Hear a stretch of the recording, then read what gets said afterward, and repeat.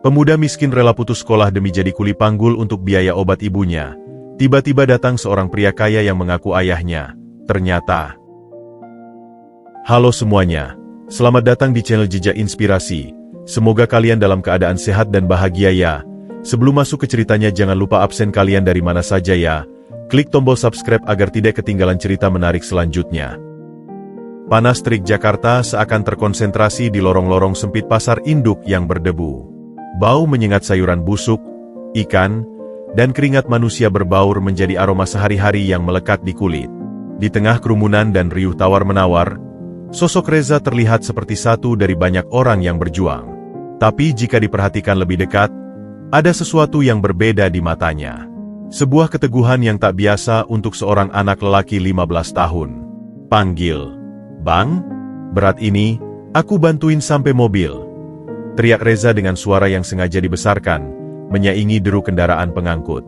Pundaknya yang masih remaja menahan karung beras seberat 25 kg. Otot-ototnya yang belum sepenuhnya berkembang sudah mulai membentuk garis-garis keras, karena terbiasa menahan beban. Dia membawa karung itu dengan langkah teratur, menyusuri jalanan licin oleh air cucian sayur dan kotoran hewan, menuju sebuah pick-up tua. Napasnya tersengal, tapi tangannya mantap. "Terima kasih, Dek. Ini upahnya." Seorang pedagang menyelipkan 2 lembar uang Rp5.000 yang lecek ke tangannya yang penuh kapalan. Reza mengangguk cepat, menyimpan uang itu dengan hati-hati di saku celana jeansnya yang sudah pudar warnanya. Dia tak punya waktu untuk beristirahat. Kereta sore akan segera datang, dan itulah waktu terbaik mencari penumpang yang membawa barang banyak dari stasiun. Dia mengusap keringat di dahinya dengan lengan baju kaos oblongnya yang tipis dan berlubang di ketiak. Pikirannya melayang, bukan pada beratnya karung, tapi pada daftar yang harus dibeli nanti malam. Obat suntik untuk ibunya, Ibu Sari. Obat itu harganya cukup untuk 10 kali panggilannya, dan hanya bertahan untuk 3 hari. Lalu beras, sedikit gula, dan telur jika ada sisa. Hitungan matematikanya adalah hitungan hidup dan mati, bukan angka-angka di buku sekolah. Buku sekolah.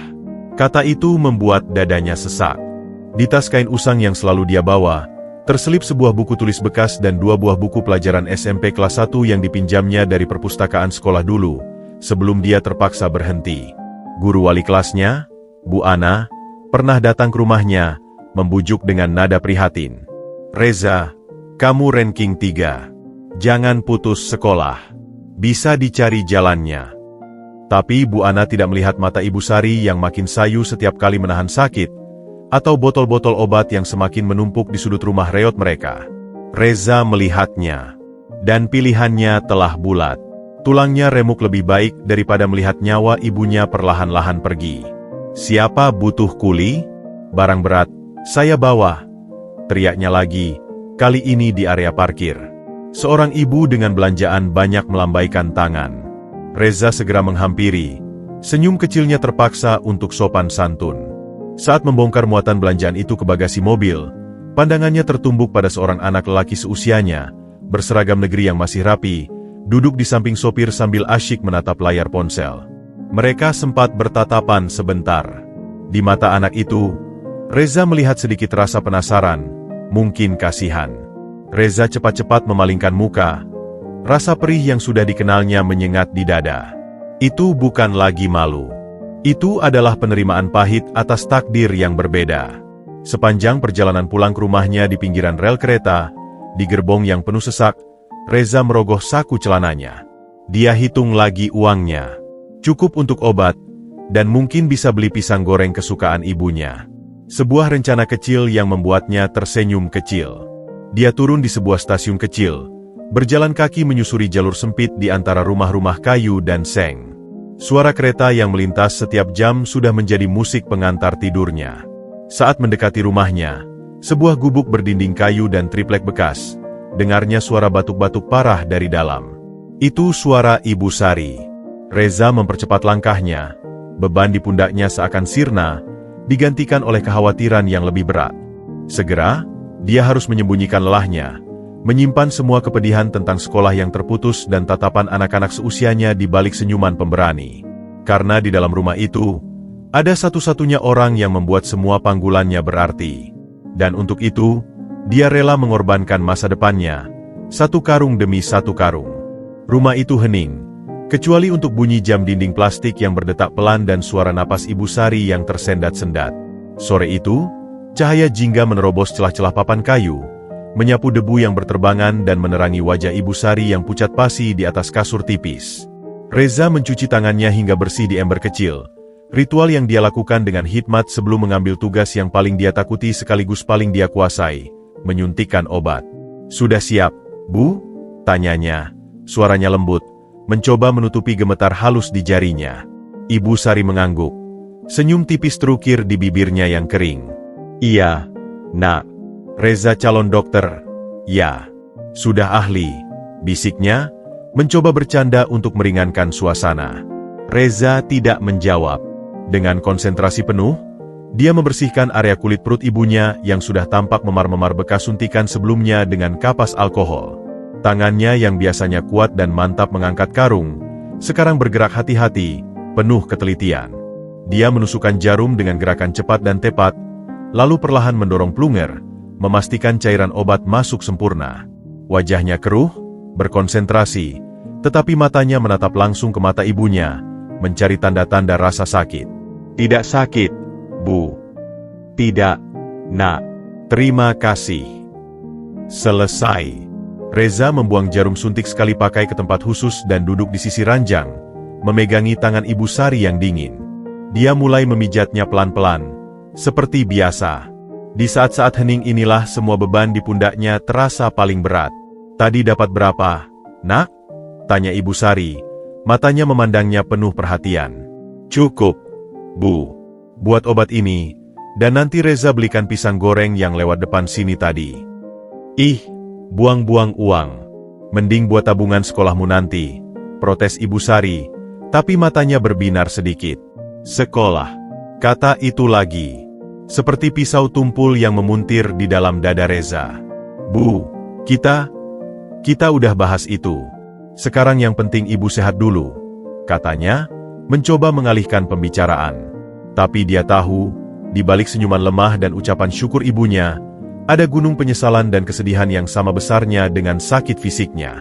Malam itu, setelah Ibu Sari tertidur gelisah karena efek obat, Reza duduk di sudut ruangan yang berfungsi sebagai dapur.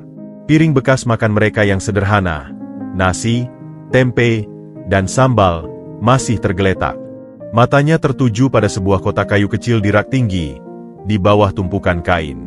Kotak itu adalah peninggalan satu-satunya yang Ibu Sari bawa dari masa lalunya. Dengan hati-hati, Reza mengeluarkan kotak itu. Isinya tidak banyak. Sebuah foto lama Ibu Sari yang masih muda dan cantik, sebuah liontin perak yang sudah kusam, dan sebuah Al-Quran kecil yang kulitnya sudah terkelupas. Tanpa sengaja, saat mengangkat Al-Quran itu, selembar kertas lipat yang terselip di antara halamannya terjatuh. Kertas itu berwarna kekuningan dan rapuh. Ditulis dengan tinta biru yang sudah memudar. Tulisan tangannya terburu-buru, penuh tekanan emosi. Bukan tulisan Ibu Sari. "Sariku, aku mohon maaf. Aku tidak cukup kuat. Keluargaku, mereka tidak akan terima. Aku pergi dulu. Jangan cari aku. Lupakan aku. Aku harap kau dan bayi itu baik-baik saja. Budi." Nama, Budi, itu dicoret dengan garis-garis kasar dan dalam, hampir membuat kertasnya sobek, seolah ingin menghapusnya dari sejarah. Reza membacanya sekali, dua kali. Udara di sekitar seakan menghilang. Tangannya gemetar memegang kertas itu. Budi, siapa Budi? Kenapa ibunya menyimpan surat putus cinta yang kejam ini selama 15 tahun?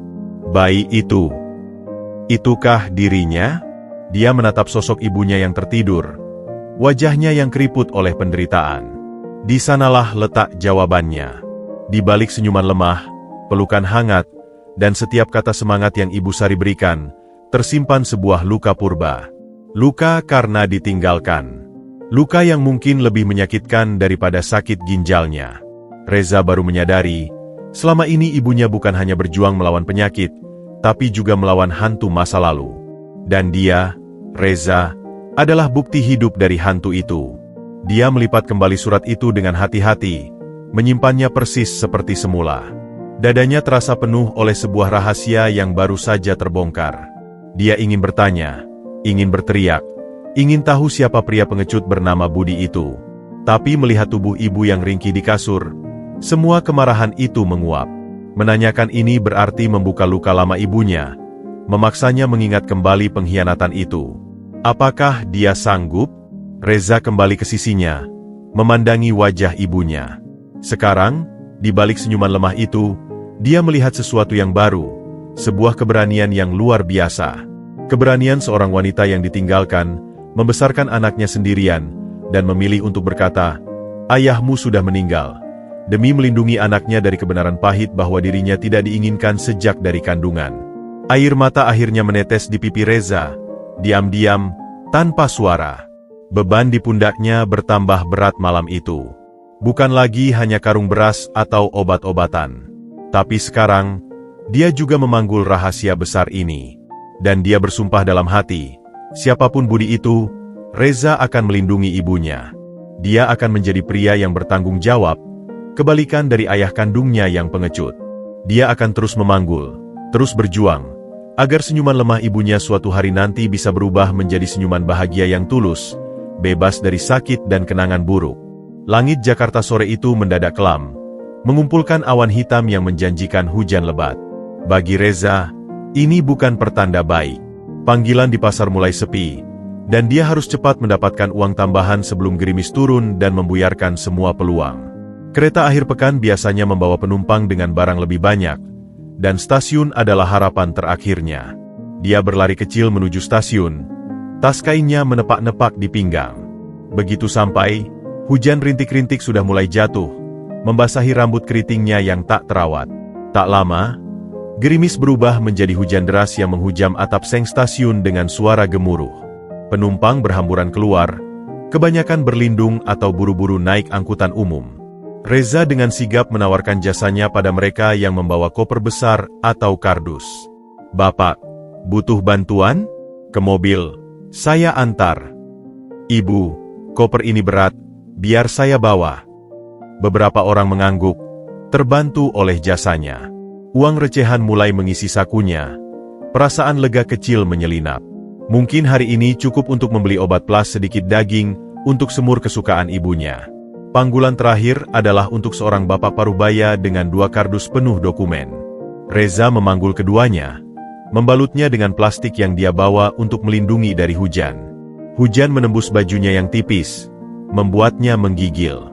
Setelah menurunkan barang ke dalam taksi si bapak dan menerima upah, dia berbalik untuk mencari tempat berteduh sejenak.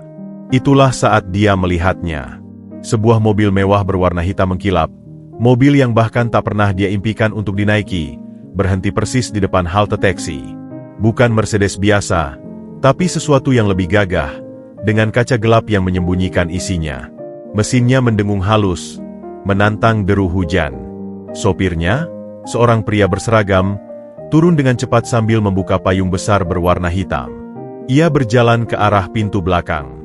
Reza hanya bisa menatap, terpana sekaligus merasa janggal. Di lingkungannya, mobil seperti itu adalah alien. Biasanya, orang-orang seperti itu tidak akan berhenti di tempat seperti ini. Instingnya sebagai anak jalanan berbisik, ada sesuatu yang tidak biasa. Pintu belakang terbuka. Sepatu kulit hitam yang mengilap menginjak aspal basah. Kemudian, muncul seorang pria. Pria itu tinggi, tegap, berusia sekitar 40-an dengan rambut yang diatur rapi meski diterpa angin. Dia mengenakan jas abu-abu yang tampak mahal, wajahnya tajam dan berwibawa, tetapi ada garis-garis kelelahan dan sesuatu yang lain, kegelisahan, di sekitar matanya. Dan mata itu, begitu keluar dari mobil, langsung tertuju padanya. Bukan sekadar melirik, tapi menatap.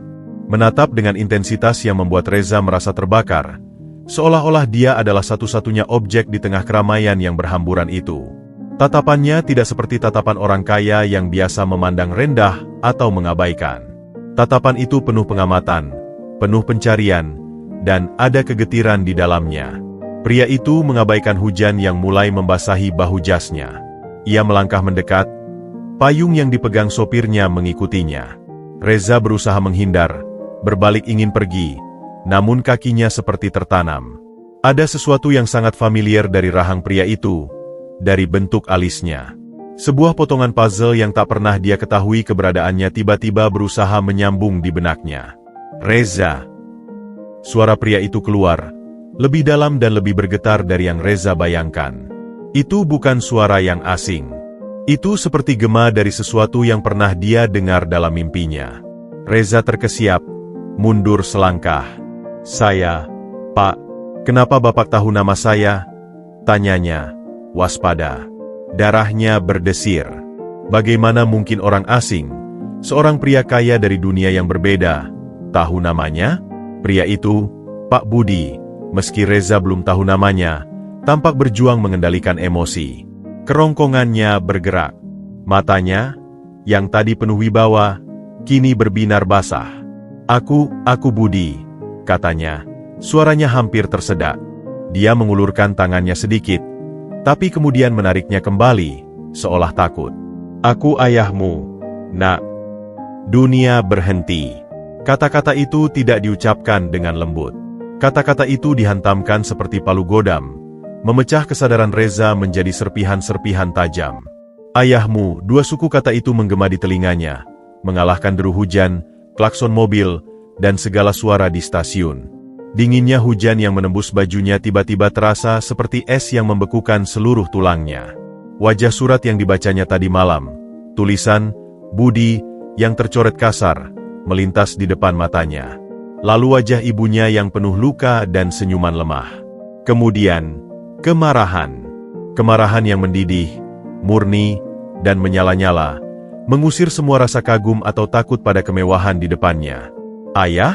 Suara Reza pecah, tertahan antara teriak dan bisikan. "Ayah saya sudah meninggal.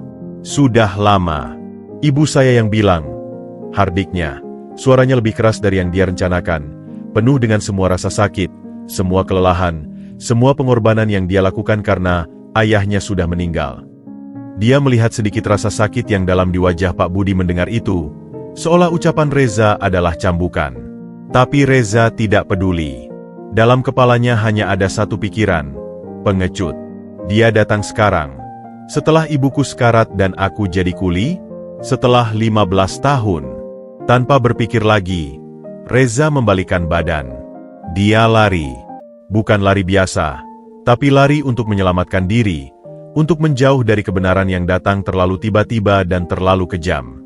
Kakinya melesat menerobos hujan, menyusuri genangan air, menerobos kerumunan orang yang heran. Dia mendengar suara pria itu memanggil namanya dari jauh. "Reza, tunggu!" Tapi dia tidak berhenti. Dia terus berlari, masuk ke dalam ganggang sempit yang dia hafal, di mana mobil mewah itu tak akan bisa masuk. Hujan menghujani tubuhnya yang menggigil, tapi air mata yang panas akhirnya meledak, bercampur dengan air hujan.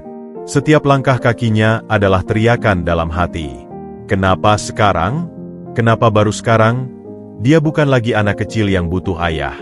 Dia adalah Reza, si kuli panggul, yang pundaknya sudah terbiasa menanggung beban seorang pria. Dan beban yang satu ini, beban bernama ayah yang kembali, terasa seperti panggulan yang paling menghancurkan. Dia berlari pulang, bukan untuk berlindung, tapi karena satu-satunya kebenaran yang ingin dia pegang saat ini adalah ibu yang terbaring sakit di rumah. Bukan pria kaya bermobil mewah dengan pengakuan yang datang 15 tahun terlambat. Hujan masih mencoba menyapu jalanan sempit ketika Reza, dengan napas tersengal dan jantung berdebar kencang, sampai di depan rumahnya. Air menetes dari setiap helai rambut dan bajunya, membentuk genangan kecil di tanah depan gubuk. Tapi hujan di luar tak sebanding dengan badai yang mengamuk di dalam dadanya. Kata-kata pria itu, "Aku ayahmu," masih bergema seperti guntur yang tak kunjung reda. Dia membuka pintu kayu yang reyet dengan gemetar. Suara batuk Ibu Sari langsung menyambutnya. "Reza, basah kuyup kau. Cepat ganti baju, nanti sakit." Suara ibu lemah namun penuh perhatian. Reza hanya bisa berdiri mematung di ambang pintu, memandangi ibunya yang berusaha bangun dari kasur. Air mata yang tadi bercampur hujan, kini mengalir murni di pipinya yang kotor. "Ibu." Suaranya serak, hampir tak terdengar. Ada orang. Seorang pria. Di stasiun. Ibu Sari membeku. Gerakannya terhenti. Mata yang biasanya sayu itu membesar, diliputi sebuah firasat yang sangat mengerikan. Pria? Siapa? Nak? Kenapa kau menangis? Sebelum Reza bisa menjawab, suara mesin mobil yang halus dan bunyi pintu yang tertutup terdengar di luar, diikuti langkah kaki yang terburu-buru di jalanan becek. Kemudian, terdengar ketukan di pintu. Bukan ketukan sembarangan, tapi ketukan yang tegas, penuh beban. Reza? Bu Sari? Tolong, bukakan pintu. Suara itu, suara yang sama dari stasiun. Lebih dekat, lebih rapuh. Wajah Ibu Sari mendadak pucat pasi, lebih pucat dari biasanya. Tangannya mencengkeram selimut hingga putih di buku-buku jari. Napasnya, yang sudah tersendat, menjadi semakin pendek dan cepat. Dia menatap Reza, dan dalam tatapan itu, Reza melihat segalanya. Ketakutan, rasa malu, kesedihan yang terpendam, dan sebuah pengakuan diam-diam. Ibu Sari tidak perlu berkata apa-apa. Jawaban sudah ada di matanya. Dengan langkah berat, Reza membuka pintu. Di sana, berdiri Pak Budi. Jas mahalnya basah dan kotor di bagian bawah. Rambutnya yang rapi sudah berantakan diterpa hujan dan angin. Payung mahal yang dipegang sopirnya kini tak berguna. Dia sendiri yang mengetuk pintu. Tatapannya langsung mencari dan menemukan Ibu Sari di balik bahu Reza. Saat mata mereka bertemu, seolah waktu berhenti selama 20 tahun. Budi? Gumam Ibu Sari. Suaranya nyaris tak berbunyi, penuh dengan rasa tak percaya dan luka lama yang terbuka. Mbak Sari, Pak Budi mengangguk. Air mata akhirnya meluncur deras, menghapus semua kesan berwibawa yang tersisa. Dia tak peduli lagi dengan penampilannya. Aku datang. Aku mencarimu sangat lama. Reza berdiri di antara mereka, tubuhnya menjadi penghalang yang kaku. Amarahnya masih menyala, tapi kini bercampur dengan rasa ingin tahu yang menyiksa dan kesedihan melihat ekspresi ibunya. Kenapa? Reza menatap Pak Budi tajam. Kenapa baru sekarang? Ibu bilang kau sudah mati. Pak Budi menunduk, menahan isak. Dia memandang Ibu Sari, meminta izin dengan matanya. Ibu Sari menutup mata sejenak, lalu mengangguk pelan. Sebuah izin untuk membongkar rahasia yang telah terlalu lama dipendam. Dengan suara serak dan terputus-putus, diiringi derai air mata Ibu Sari yang tak terbendung, cerita itu akhirnya terungkap. 20 tahun lalu, Sari adalah seorang mahasiswa cantik dari keluarga sederhana yang bekerja paruh waktu di sebuah kafe. Budi, saat itu mahasiswa akhir dari keluarga kaya dan terpandang, adalah pelanggan setia. Cinta mereka tumbuh diam-diam, penuh gairah muda. Tapi ketika Sari hamil, dunia Budi runtuh. Keluarganya, yang sudah menjodohkannya dengan anak pengusaha, memberinya ultimatum, putus dengan Sari atau kehilangan segalanya, warisan, dukungan, nama baik keluarga. Ketakutan, tekanan, dan kelemahan muda membuat Budi memilih untuk kabur. Dia meninggalkan surat yang disimpan Reza, dan menghilang dari kehidupan Sari. Aku pergi ke luar negeri, ikut keluarga usaha, bisik Pak Budi, tak sanggup menatap mata Reza. Aku mencoba melupakan. Aku menikah seperti yang mereka mau. Tapi pernikahanku tidak diberi anak. Istriku meninggal 3 tahun lalu.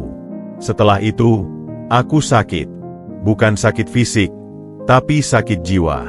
Ingatan tentangmu, Mbak Sari, tentang anak kita itu menghantuiku. Dia baru mulai mencari mereka dengan sungguh-sungguh setahun terakhir, menggunakan sisa-sisa kenangan dan uang untuk menyewa detektif. Pencarian itu membawanya ke nama Reza, seorang kuli panggul muda di pasar induk, yang tinggal bersama ibu sakit-sakitan.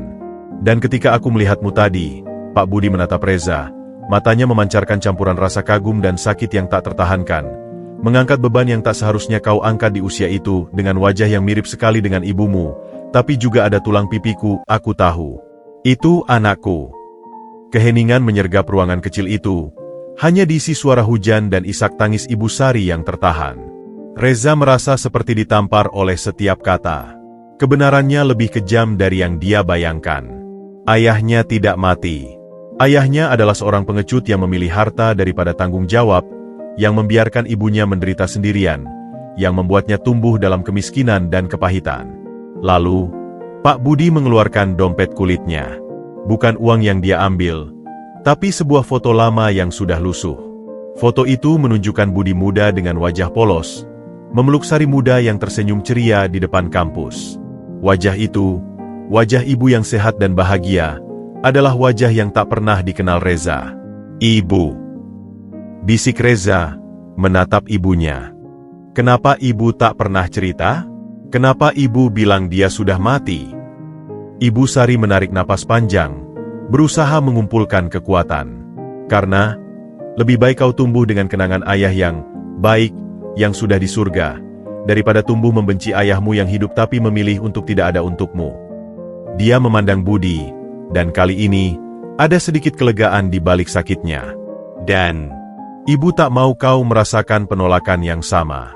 Kalau kau tahu dia masih hidup dan tak mau mengenalmu, itu akan menghancurkanmu, nak."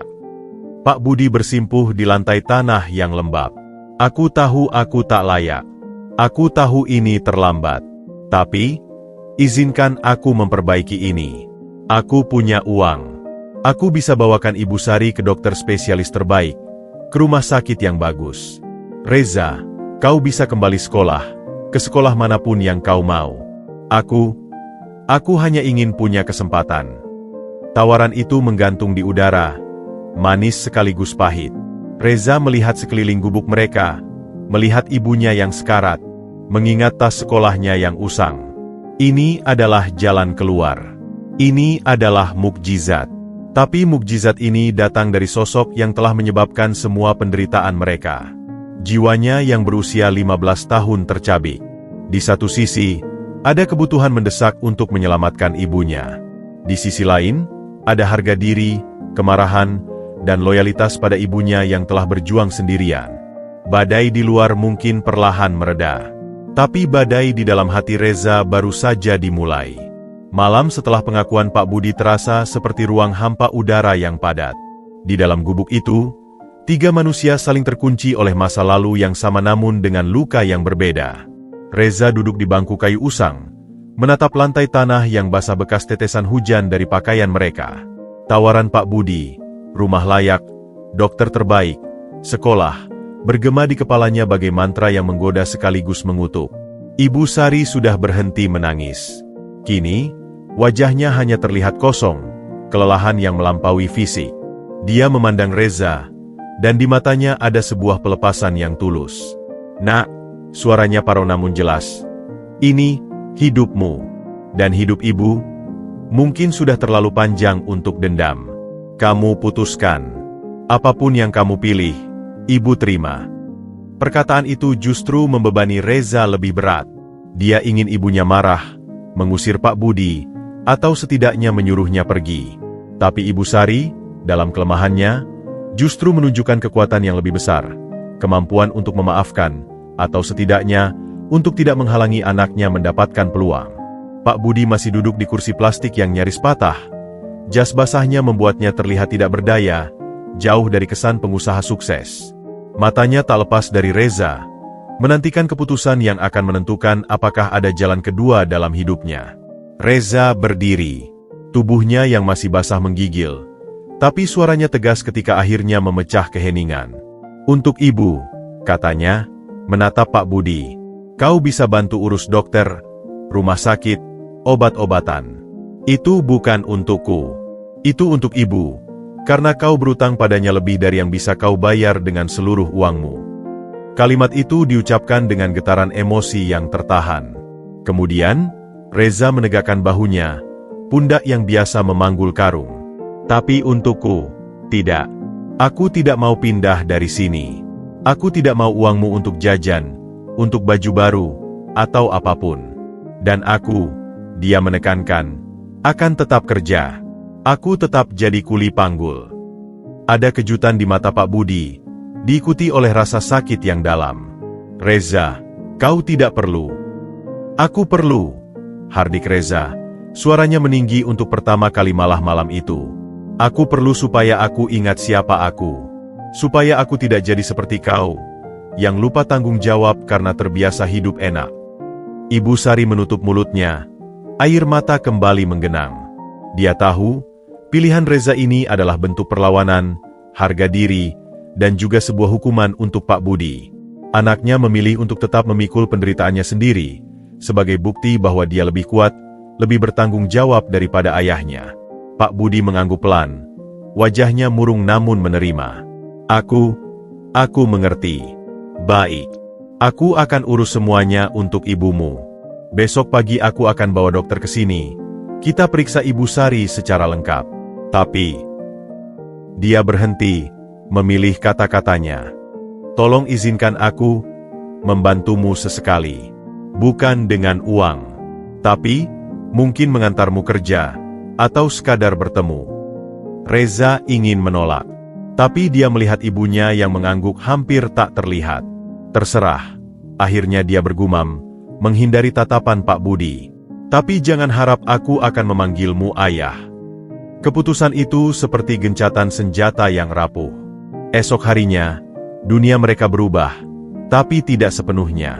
Seorang dokter spesialis ginjal yang biasa menangani orang-orang kaya, bersama seorang perawat, datang ke gubuk mereka dengan mobil bagus, membuat tetangga berkerumun penasaran.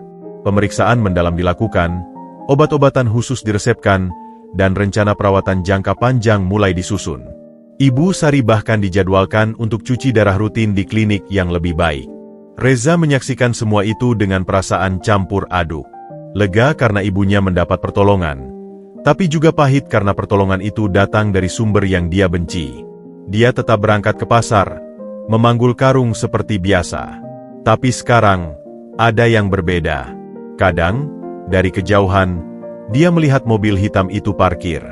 Pak Budi memperhatikannya dari balik kaca, tidak pernah mendekat kecuali Reza menyapanya, yang tak pernah terjadi. Kadang, sepulang kerja, Reza menemukan makanan bergizi atau buah-buahan segar di depan pintu, tanpa pesan. Ibu Sari perlahan menunjukkan kemajuan kecil. Warna di wajahnya sedikit membaik, batuknya berkurang. Suatu sore, sepulang dari pasar, Reza menemukan Pak Budi sedang duduk di bangku depan rumah, berbicara pelan dengan Ibu Sari yang duduk di kursi plastik, menikmati matahari sore. Mereka terdiam saat Reza mendekat. "Ibu, kenapa di luar? Nanti masuk angin," kata Reza protektif. "Sedikit matahari baik untuk ibu, Nak." "Pak Budi, ayahmu sedang bercerita tentang rencana perawatan selanjutnya," jawab Ibu Sari dengan lembut. Reza mengangguk kaku, lalu masuk ke dalam. Dari balik jendela, dia melihat mereka.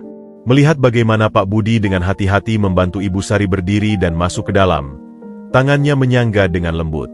Ada sesuatu di sana, sebuah penyesalan yang tulus, yang membuat kemarahan Reza sedikit retak.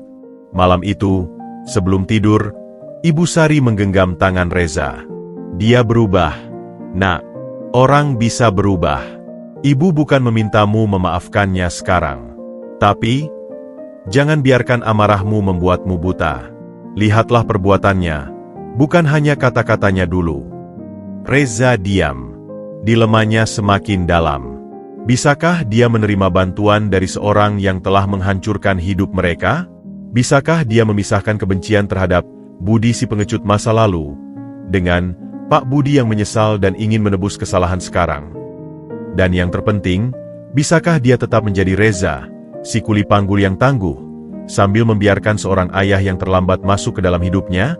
Dia belum punya jawaban. Yang dia tahu, dia akan tetap memanggul karung besok pagi.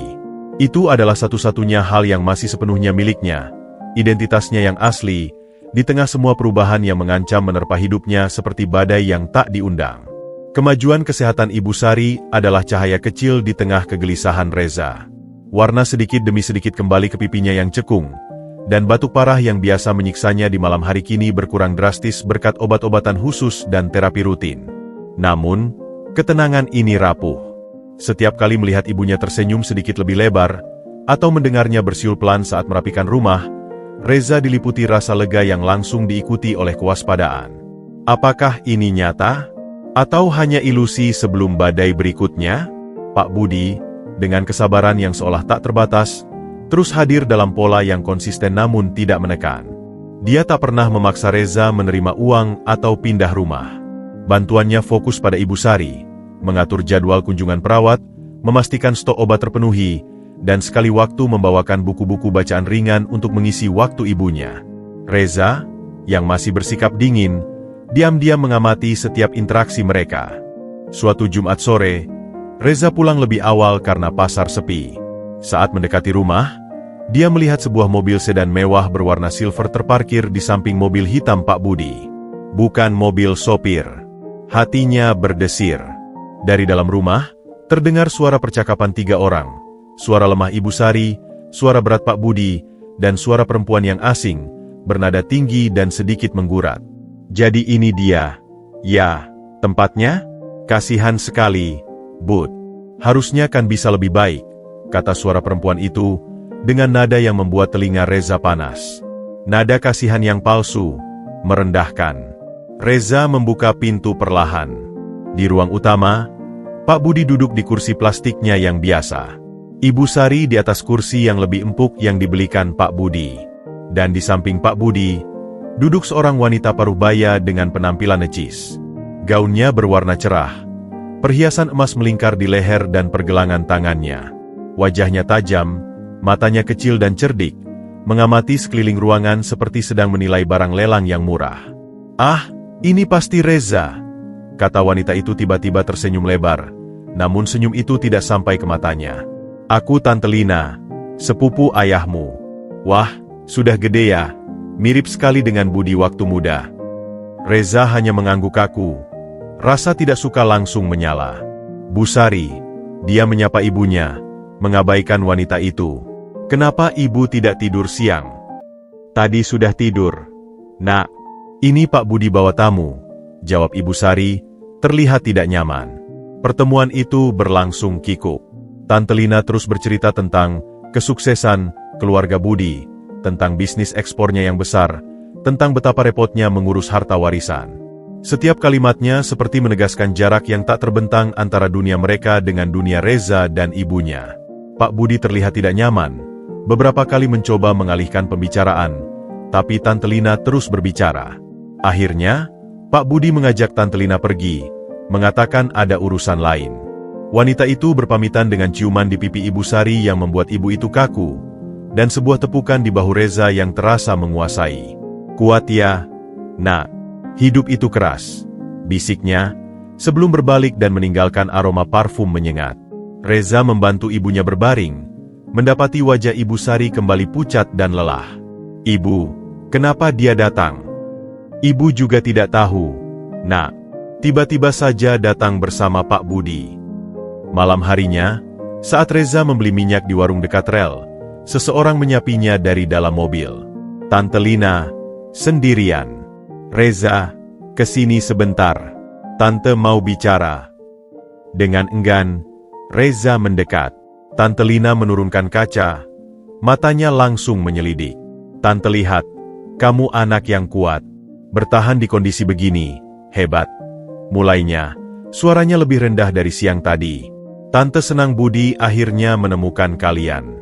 Tapi, dia berhenti, membuat efek dramatis. "Kamu harus hati-hati, Nak." Reza mengerutkan kening. "Hati-hati apa, Tante? Jangan percaya begitu saja pada ayahmu yang baru datang ini." Suaranya berbisik. Dia punya motif. Perusahaannya sedang tidak baik-baik saja. Ada konflik internal dengan keponakannya, Arya, yang seharusnya jadi penerus. Budi butuh ahli waris yang sah, yang bisa dia kendalikan, untuk memperkuat posisinya. Kamu, dengan cerita hidupmu yang menyedihkan, adalah kartu yang sempurna di mata publik. Pengusaha sukses merangkul anak haramnya yang miskin. Itu berita bagus, Nak. Tapi setelah semua selesai, setelah kamu dia manfaatkan, hati-hati kamu dibuang lagi. Kata-kata itu seperti sabetan cambuk. Dingin, tajam, dan penuh racun. Reza berdiri membeku. Bisikan itu mengkonfirmasi kecurigaannya yang paling gelap. "Ayahmu butuh ahli waris. Dia butuh kamu." "Kenapa Tante bilang ini ke saya?" tanya Reza, suaranya datar. "Karena Tante kasihan. Ibu kamu sakit-sakitan, kamu hidup susah. Jangan sampai dimanfaatkan lagi oleh keluarga kami yang rumit. Terimalah bantuan untuk ibumu, Itu wajar. Tapi jaga jarak. Jangan serahkan hatimu.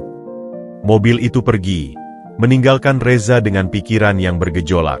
Dia ingin tidak percaya. Tapi kecerdikannya yang diasah di jalanan berkata bahwa cerita Tante Lina masuk akal. Sangat masuk akal. Kenapa lagi seorang pria kaya yang sukses tiba-tiba datang setelah 15 tahun? Jika bukan karena ada kebutuhan, apakah penyesalan itu tulus? Atau hanya kedok? Sepanjang perjalanan pulang, bisikan Tante Lina bergaung di kepalanya, bercampur dengan tatapan tulus Pak Budi saat merawat ibunya, dan dengan kenangan akan surat tua yang penuh ketakutan. Mana yang benar? Mana yang palsu? Sampai di rumah, dia melihat Pak Budi sedang membereskan tempat tidur Ibu Sari yang sudah tertidur. Pria itu melakukannya dengan lembut, tanpa kesan sedang pamer atau berpura-pura. Tadi Tante Lina bilang sesuatu padaku, ucap Reza tiba-tiba dari balik pintu. Pak Budi menoleh, terkejut. Lina? Apa katanya? Dia bilang, kau butuh ahli waris. Itu sebabnya kau datang. Wajah Pak Budi berubah. Bukan marah, tapi sebuah kesedihan yang sangat dalam, seperti orang yang ditikam dari arah yang paling tak terduga. Dia menghela napas, lalu duduk di kursi, menatap lantai. Lina, dia selalu iri. Dulu, dia ingin anaknya yang jadi penerus, tapi anaknya tidak tertarik. Arya, keponakanku yang lain, memang sedang berselisih denganku soal arah perusahaan.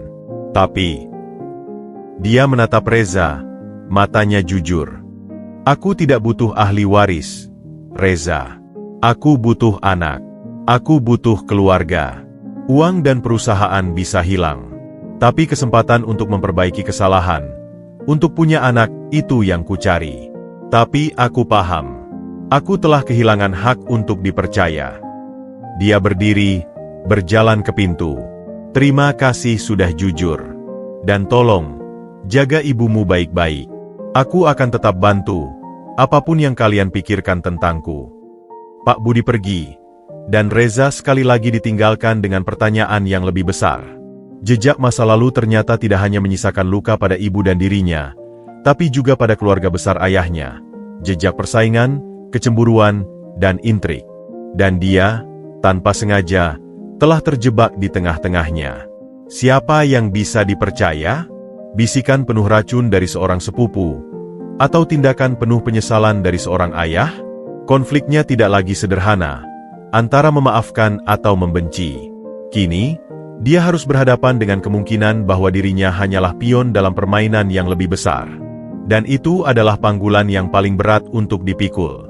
Desakan itu halus namun tak terbendung. Seiring membaiknya kondisi Ibu Sari, muncul kekuatan baru dalam suaranya. Bukan lagi bisikan lemah, tapi tekad seorang ibu yang ingin melihat anaknya bersinar. Reza, ujarnya suatu malam, tangannya menggenggam erat tangan anaknya yang sudah kasar. Obat ibu sudah teratur. Ibu kuat. Sekarang giliranmu. Kau harus kembali sekolah. Protes Reza mati di tengah. Dia melihat cahaya di mata ibunya, sebuah harapan yang belum pernah dia lihat sejak bertahun-tahun. Bukan harapan untuk sembuh, tapi harapan untuk masa depannya. Dan dia tahu, dia tak bisa menolak. Bukan untuk Pak Budi, tapi untuk senyuman itu. Pak Budi, yang dengan hati-hati mendengar keputusan itu, tak memaksa dengan tawaran sekolah internasional atau swasta elit. Mungkin karena membaca keraguan di mata Reza, atau mungkin karena saran Ibu Sari, dia mengusulkan SMP Negeri 5 yang dekat dengan pasar. Sekolah negeri biasa, dengan seragam sederhana, tapi dengan reputasi akademik yang cukup baik. Biarlah dia berbaur dulu, bisik Ibu Sari pada Budi. Hari pertama sekolah terasa seperti mimpi buruk yang nyata. Seragam putih biru yang dibelikan Pak Budi terasa asing di kulitnya, terlalu rapi dan kaku. Tas ransel baru, dengan wangi plastik terasa seperti beban yang lebih berat dari karung beras. Saat dia melangkah masuk gerbang, diiringi tatapan campur aduk Ibu Sari dari pinggir jalan, rasanya seperti memasuki alam paralel. Dia ditempatkan di kelas 2B, mengulang materi yang seharusnya sudah dia pelajari setahun lalu. Guru dan siswa lain menatapnya dengan penasaran. Reza? Oh, anak yang baru kembali ya? Tanya wali kelas dengan nada prihatin yang membuat Reza meringis. Konflik pertama muncul saat istirahat. Sebuah kelompok anak laki-laki dengan jam tangan mahal dan sepatu kets bermerek, barang-barang yang bahkan tak bisa Reza namakan, menghentikannya di lorong. "Hei, lihat nih, si anak haram yang tiba-tiba kaya," celetuk seorang di antara mereka, Rio, dengan senyum sinis. "Kata orang tuamu kerja di pasar, ya? Jadi kuli? Sekarang naik kelas dong, jadi anak orang kaya." Tawa kecil menggema. Reza mengepalkan tangan di saku, mengingat beratnya karung beras dan wajah ibunya yang sakit. "Bukan," jawabnya pendek, berusaha melewati mereka. "Jangan malu-malu. Cerita dong, gimana rasanya punya ayah baru yang tajir? Dia beliin kamu apa aja? Mobil? Goda yang lain." Reza diam, darahnya mendidih. Mereka tak mengerti. Mereka tak tahu bahwa ayah baru itu adalah sumber dari semua kepahitan hidupnya. Mereka hanya melihat mobil mewah dan uang, bukan air mata, pengkhianatan, dan panggulan demi panggulan yang menumpuk di pundaknya. Di sisi lain, ada kelompok penjilat. Seorang anak bernama Dion mendekatinya dengan sikap sok akrab. "Reza, bro, jangan didengerin mereka. Mereka cuma iri. Katanya ayah lo punya perusahaan ekspor? Bisa nggak nanti magang liburan? Atau sekalian kasih tahu ayah lo, bapak GW juga pengen ekspor, butuh koneksi nih." Reza hanya menggeleng, merasa semakin terasing. Di dunia ini, dia bukan siapa-siapa. Bukan lagi kuli panggul yang dihormati karena tenaganya. Bukan juga anak orang kaya yang sebenarnya. Dia adalah spektrum aneh yang terjepit di antara dua dunia, tak diterima di keduanya. Satu-satunya pelabuhan adalah Siska. Gadis itu adalah anak penjaga sekolah, tinggal di sebuah kamar kecil di belakang lapangan. Dia sederhana, pakaiannya selalu bersih meski sederhana, dan matanya jernih tanpa pretensi. Pertama kali mereka bicara adalah saat Reza kebingungan mencari ruang komputer. "Kamu Reza, kan? Aku Siska. Ayahku penjaga sekolah. Kamu kesasar? Aku tunjukin." Dan sejak itu, Siska menjadi pemandunya. Dia tak pernah menanyakan soal ayahnya, soal mobil mewah, atau soal masa lalunya. Dia hanya melihat Reza sebagai anak baru yang perlu dibantu. "Sekolah tuh kayak pasar juga," kata Siska suatu hari, saat mereka duduk di bawah pohon beringin. "Ada yang jualan barang bagus, ada yang jualan barang palsu, ada yang cuma mau cari untung. Kamu cari yang asli aja. Yang lain, biarin lewat." Perkataan Siska itu menenangkan. Tapi tekanan tak hanya dari siswa. Seorang guru matematika, Pak Roni, sering memberi komentar pasif-agresif. "Nah, ini contoh siswa yang harusnya belajar keras. Jangan sampai karena dapat fasilitas tiba-tiba, jadi malas." Atau, "Reza, ini soal cerita tentang pasar. Harusnya kamu ahli dong." Setiap ejekan, setiap tatapan, setiap bisikan, mengingatkannya pada Tante Lina. "Kamu hanya pion. Mereka hanya melihatmu sebagai anak haram yang beruntung."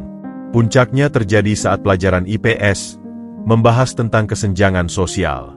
Seorang siswa dengan sengaja menatap Reza dan berkata, "Jadi, Pak, apakah bantuan dari orang kaya ke orang miskin itu selalu tulus?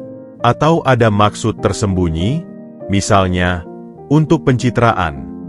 Seluruh kelas menatap Reza. Wajahnya membara. Dia berdiri, kursinya berderit. Suasana hening. "Guru, izin saya ke kamar kecil," katanya dengan suara datar, lalu keluar kelas. Dia tidak pergi ke kamar kecil. Dia berlari, melewati lorong, turun tangga, keluar gerbang sekolah. Dia berlari ke arah yang paling dia kenal, pasar. Napasnya tersengal, seragamnya kusut. Sampai di pasar, dia melihat tumpukan karung beras yang belum diangkut. Tanpa pikir panjang, dia melepas seragamnya, tinggal kaos dalam, dan mendekati seorang pedagang. "Bang, butuh kuli? Saya bantu." Pedagang itu meliriknya, heran. "Lo sekolah, Dek? Seragam lo tuh." "Izinkan saja, Bang. Saya butuh." Dan untuk pertama kalinya sejak kembali sekolah, Reza merasa tenang. Saat karung seberat 25 kg itu mendarat di pundaknya, saat keringat mulai bercucuran, saat kakinya melangkah mantap di lantai pasar yang basah, di sanalah dia merasa seperti diri sendiri lagi. Ini adalah dunianya. Dunia di mana nilai seseorang diukur dari seberapa kuat dia memanggul, bukan dari merek sepatu atau gosip tentang ayahnya. Tapi saat dia menurunkan karung itu, menerima uang Rp5.000 yang lecek, dia melihat pantulan dirinya di kaca mobil parkir. Seorang anak dengan celana jeans lusuh, tubuh berkeringat, dan mata yang penuh pelarian. Dia ingat janjinya pada ibu. Ingat harapan di mata ibunya. Dia mengenakan kembali seragamnya, yang sekarang terasa seperti kostum yang salah. Dunia sekolah dan dunia pasar bentrok di dalam dirinya. Dia harus kembali ke kelas, menghadapi tatapan dan bisikan. Tapi kini, dia membawa sebuah pencerahan. Mungkin, seperti kata Siska, dia harus mencari yang asli, mencari ilmu yang tulus, persahabatan yang jujur, dan mengabaikan yang lain. Itu mungkin adalah panggilan terberat berikutnya, bertahan di dunia yang asing dan seringkali kejam, bukan dengan kekuatan otot, tapi dengan kekuatan hati dan pikiran. Dan untuk itu, dia harus belajar lagi. Bukan hanya matematika atau IPS, tapi cara bertahan di antara dua dunia tanpa kehilangan jati dirinya yang sebenarnya. Hari-hari Reza mulai terbagi dalam ritme yang aneh. Pagi hingga siang, dia adalah siswa kelas 2B dengan seragam rapi, berjuang mengejar ketertinggalan pelajaran dan mengabaikan tatapan sinis. Sore hingga senja, kadang-kadang, dia masih menjadi Reza si kuli panggul, mencari uang tambahan dan rasa familiar di tengah keramaian pasar. Namun, ada jeda di antara keduanya yang perlahan-lahan terisi. Kunjungan mingguan Pak Budi yang tidak lagi membahas kesehatan Ibu Sari semata. Suatu Sabtu sore, Pak Budi menjemputnya sepulang dari pasar. Tidak usah makan di warung. Ajak temanmu, Siska, juga. Ibu Sari sudah setuju, katanya. Usahanya terdengar biasa namun matanya menunjukkan harap. Mereka pergi ke sebuah rumah makan Padang sederhana, jauh dari restoran mewah yang Reza bayangkan. Siska, yang diajak Reza setelah sedikit bujukan, terlihat gugup namun penasaran. Makanan datang, dan setelah suasana sedikit cair, Pak Budi mulai bicara dengan nada berbeda. Bukan sebagai ayah yang mencari perhatian, tapi sebagai seorang mentor. Reza, Siska, kalian tahu, pasar tempat Reza kerja itu adalah jantung ekonomi rakyat. Tapi, pernah lihat warung kopi kecil di pojokan dekat pintu masuk pasar utara? Warung kopi dangdut itu. Reza mengangguk. Warung itu sudah lama ada. Kopinya kuat dan murah, dikelola seorang bapak tua yang pelit senyum. Itu milik perusahaanku. Aku beli tahun lalu sebagai bagian dari program UMKM. Tapi, kinerjanya stagnan. Bapak penjaganya sudah tua, enggan berinovasi. Lanjut Pak Budi, memotong sepotong rendang. Aku punya ide, tapi butuh eksekutor yang paham medan. Reza merasa ada yang tak beres. Kenapa cerita ke saya? Karena aku ingin memberimu ujian pertama. Pak Budi menatapnya langsung. Bukan ujian sekolah, tapi ujian dunia nyata. Aku ingin kau kelola warung kopi itu selama 3 bulan. Kau yang atur stok, menu, pelayanan, promosi. Aku beri modal tambahan jika perlu. Laporan keuangan sederhana. Gajimu adalah 30% dari keuntungan bersih yang meningkat dari rata-rata sebelumnya. Siska menahan napas, melihat Reza. Ini tawaran yang gila. Seorang anak 15 tahun mengelola warung? Apa maumu? Tanya Reza, hatinya berdesir. Ini cara halus buat kasih aku uang? Atau, seperti kata Tante Lina, ini buat latihan jadi ahli waris? Nama Tante Lina membuat suasana tegang. Pak Budi menghela napas. Ini adalah cara untuk melihat bagaimana kau berpikir, bertindak, dan bertanggung jawab. Uang bisa aku berikan langsung, tapi itu tak akan mengajarimu apa-apa. Aku melihat potensi di dirimu, Reza. Potensi yang diasah di jalanan, bukan di kelas. Aku ingin memberimu wadah, tapi pilihan ada di kamu. Terima atau tolak, sama sekali tak mempengaruhi bantuan untuk ibumu. Reza terdiam lama. Pikirannya bekerja cepat. Ini memang terlihat seperti skenario sempurna untuk memanfaatkannya. Dia bekerja, perusahaan dapat untung, dan Pak Budi bisa pamer bahwa anaknya mandiri. Tapi di sisi lain ini adalah kesempatan. Bukan untuk jadi kuli, tapi untuk mengelola sesuatu. Untuk belajar cara uang bergerak. Dan 30% keuntungan? Itu bisa sangat berarti. Kalau rugi, tanyanya. Resiko aku yang tanggung, sebagai pemilik. Tapi kau harus bisa analisis. Kenapa bisa rugi? Aku boleh bawa teman. Reza menunjuk Siska. Boleh.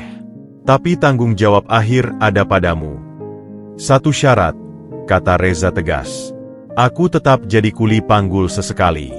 Dan keputusan di warung, selama dalam batas wajar, akhirnya ada di aku. Pak Budi tersenyum kecil. Senyum pertama yang tulus dalam pertemuan mereka. Setuju. Maka dimulailah babak baru.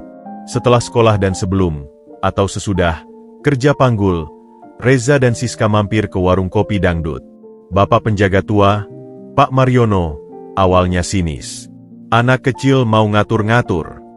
Tapi setelah penjelasan dari manajer Pak Budi, dia akhirnya mengalah, dengan syarat dia tetap dipekerjakan. Reza mulai dengan pengamatan. Dia duduk berjam-jam, memperhatikan pembeli, kuli panggul seperti dirinya, pedagang kecil, sopir angkutan, dan pemuda-pemuda. Dia catat di buku bekas. Mereka butuh kopi yang cepat, kuat, dan murah. Tapi mereka juga butuh tempat duduk yang nyaman setelah berjam-jam kerja, butuh colokan listrik untuk HP, butuh makanan ringan yang mengenyangkan.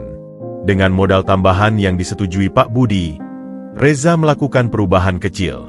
Dia menambah beberapa stop kontak, membersihkan dan mengecat meja kursi yang sudah kusam, menambah menu, nasi urak, sederhana, dan membuat paket kopi double pisang goreng, dengan harga khusus sebelum jam 9 pagi.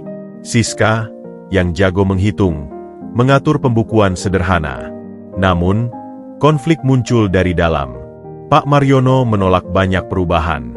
Nasi urak? Ribet. Pisang goreng? Bukan kerjaan kita. Bisikan-bisikan mulai beredar di antara pedagang pasar. Lihat tuh, anak Pak Budi mau jadi bos. Bahkan, Tante Lina sekali waktu, kebetulan, lewat, mampir minum kopi, dan berkata, "Wah, sudah diajarin bisnis sama ayahnya? Hati-hati, dikit-dikit nanti diminta tanggung jawab yang lebih besar." Ujian terbesar datang di akhir bulan pertama. Seorang pemasok kopi menawarkan harga lebih murah dari pemasok lama. Reza, yang hafal harga pasar, curiga. Setelah diteliti, ternyata kualitas biji kopinya jauh lebih rendah. Pak Mariono mendesak untuk ambil yang murah saja. Laku kok, orang pasar nggak tahu bedanya. Tapi Reza ingat prinsipnya, kepercayaan adalah modal utama. Dia menolak, tetap bertahan dengan pemasok lama meski margin keuntungan lebih tipis. Pak Budi, yang diam-diam memantau dari laporan mingguan, tidak ikut campur. Dia hanya bertanya, "Kenapa pilih yang mahal?" Reza menjawab, "Karena pelanggan setia datang untuk rasa yang sama. Kalau berubah, mereka kapok." Pak Budi hanya mengangguk. Di akhir bulan kedua, keajaiban kecil terjadi. Omset warung naik 40%. Pelanggan tidak hanya bertambah, tapi juga betah duduk lebih lama, yang meningkatkan penjualan makanan pendamping. Bahkan beberapa kuli panggul yang mengenal Reza menjadi pelanggan tetap, bangga melihat anak mereka sukses. Malam pengecekan akhir bulan, saat menghitung uang kotoran dengan Siska, Reza merasa aneh. Ini bukan uang hasil keringat fisiknya sendiri. Ini uang hasil keputusan, hasil analisis, hasil keberaniannya mengambil risiko. Rasanya berbeda. Lebih memberdayakan. "Lo hebat, Res," bisik Siska.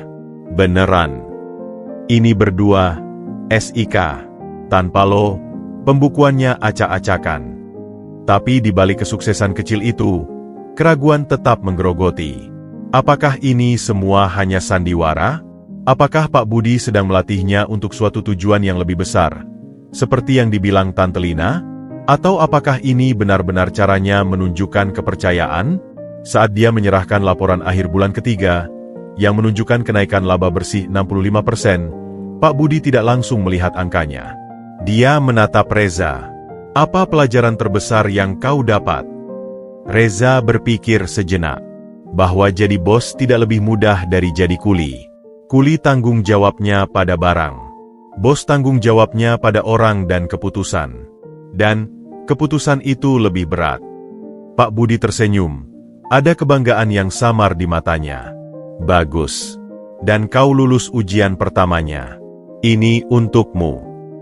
Dia memberikan amplop berisi 30% keuntungan, jumlah yang cukup untuk membiayai kebutuhan mereka beberapa bulan. Reza menerimanya, tapi perasaannya kompleks. Ujian ini bukan sekadar tentang bisnis. Ini adalah ujian untuk melihat apakah dia bisa mempercayai niat Pak Budi, dan apakah Pak Budi bisa mempercayai kemampuannya. Dan untuk saat ini, mereka berdua lulus. Tapi di balik itu, Reza tahu ujian yang sebenarnya, untuk memaafkan, untuk menerima, untuk menjadi keluarga, masih sangat jauh dari kata selesai. Warung kopi itu hanyalah medan latihan. Medan pertempuran yang sesungguhnya masih ada di dalam hatinya sendiri. Keberhasilan warung kopi dangdut tidak hanya menarik perhatian pelanggan setia, tapi juga radar seseorang yang menganggap Reza sebagai ancaman langsung. Arya, keponakan Pak Budi yang berusia 25 tahun. Arya adalah segalanya yang Reza bukan. Lulusan bisnis manajemen dari luar negeri, percaya diri yang nyaris arogan, dan selama ini dianggap sebagai penerus logis perusahaan keluarga, Budi Group. Penampilannya selalu sempurna, senyumnya terukur, dan matanya tajam seperti elang yang mengawasi wilayahnya. Kehadiran Reza, anak haram yang tiba-tiba muncul dari kemiskinan, adalah gangguan yang tak terduga dalam peta kekuasaannya.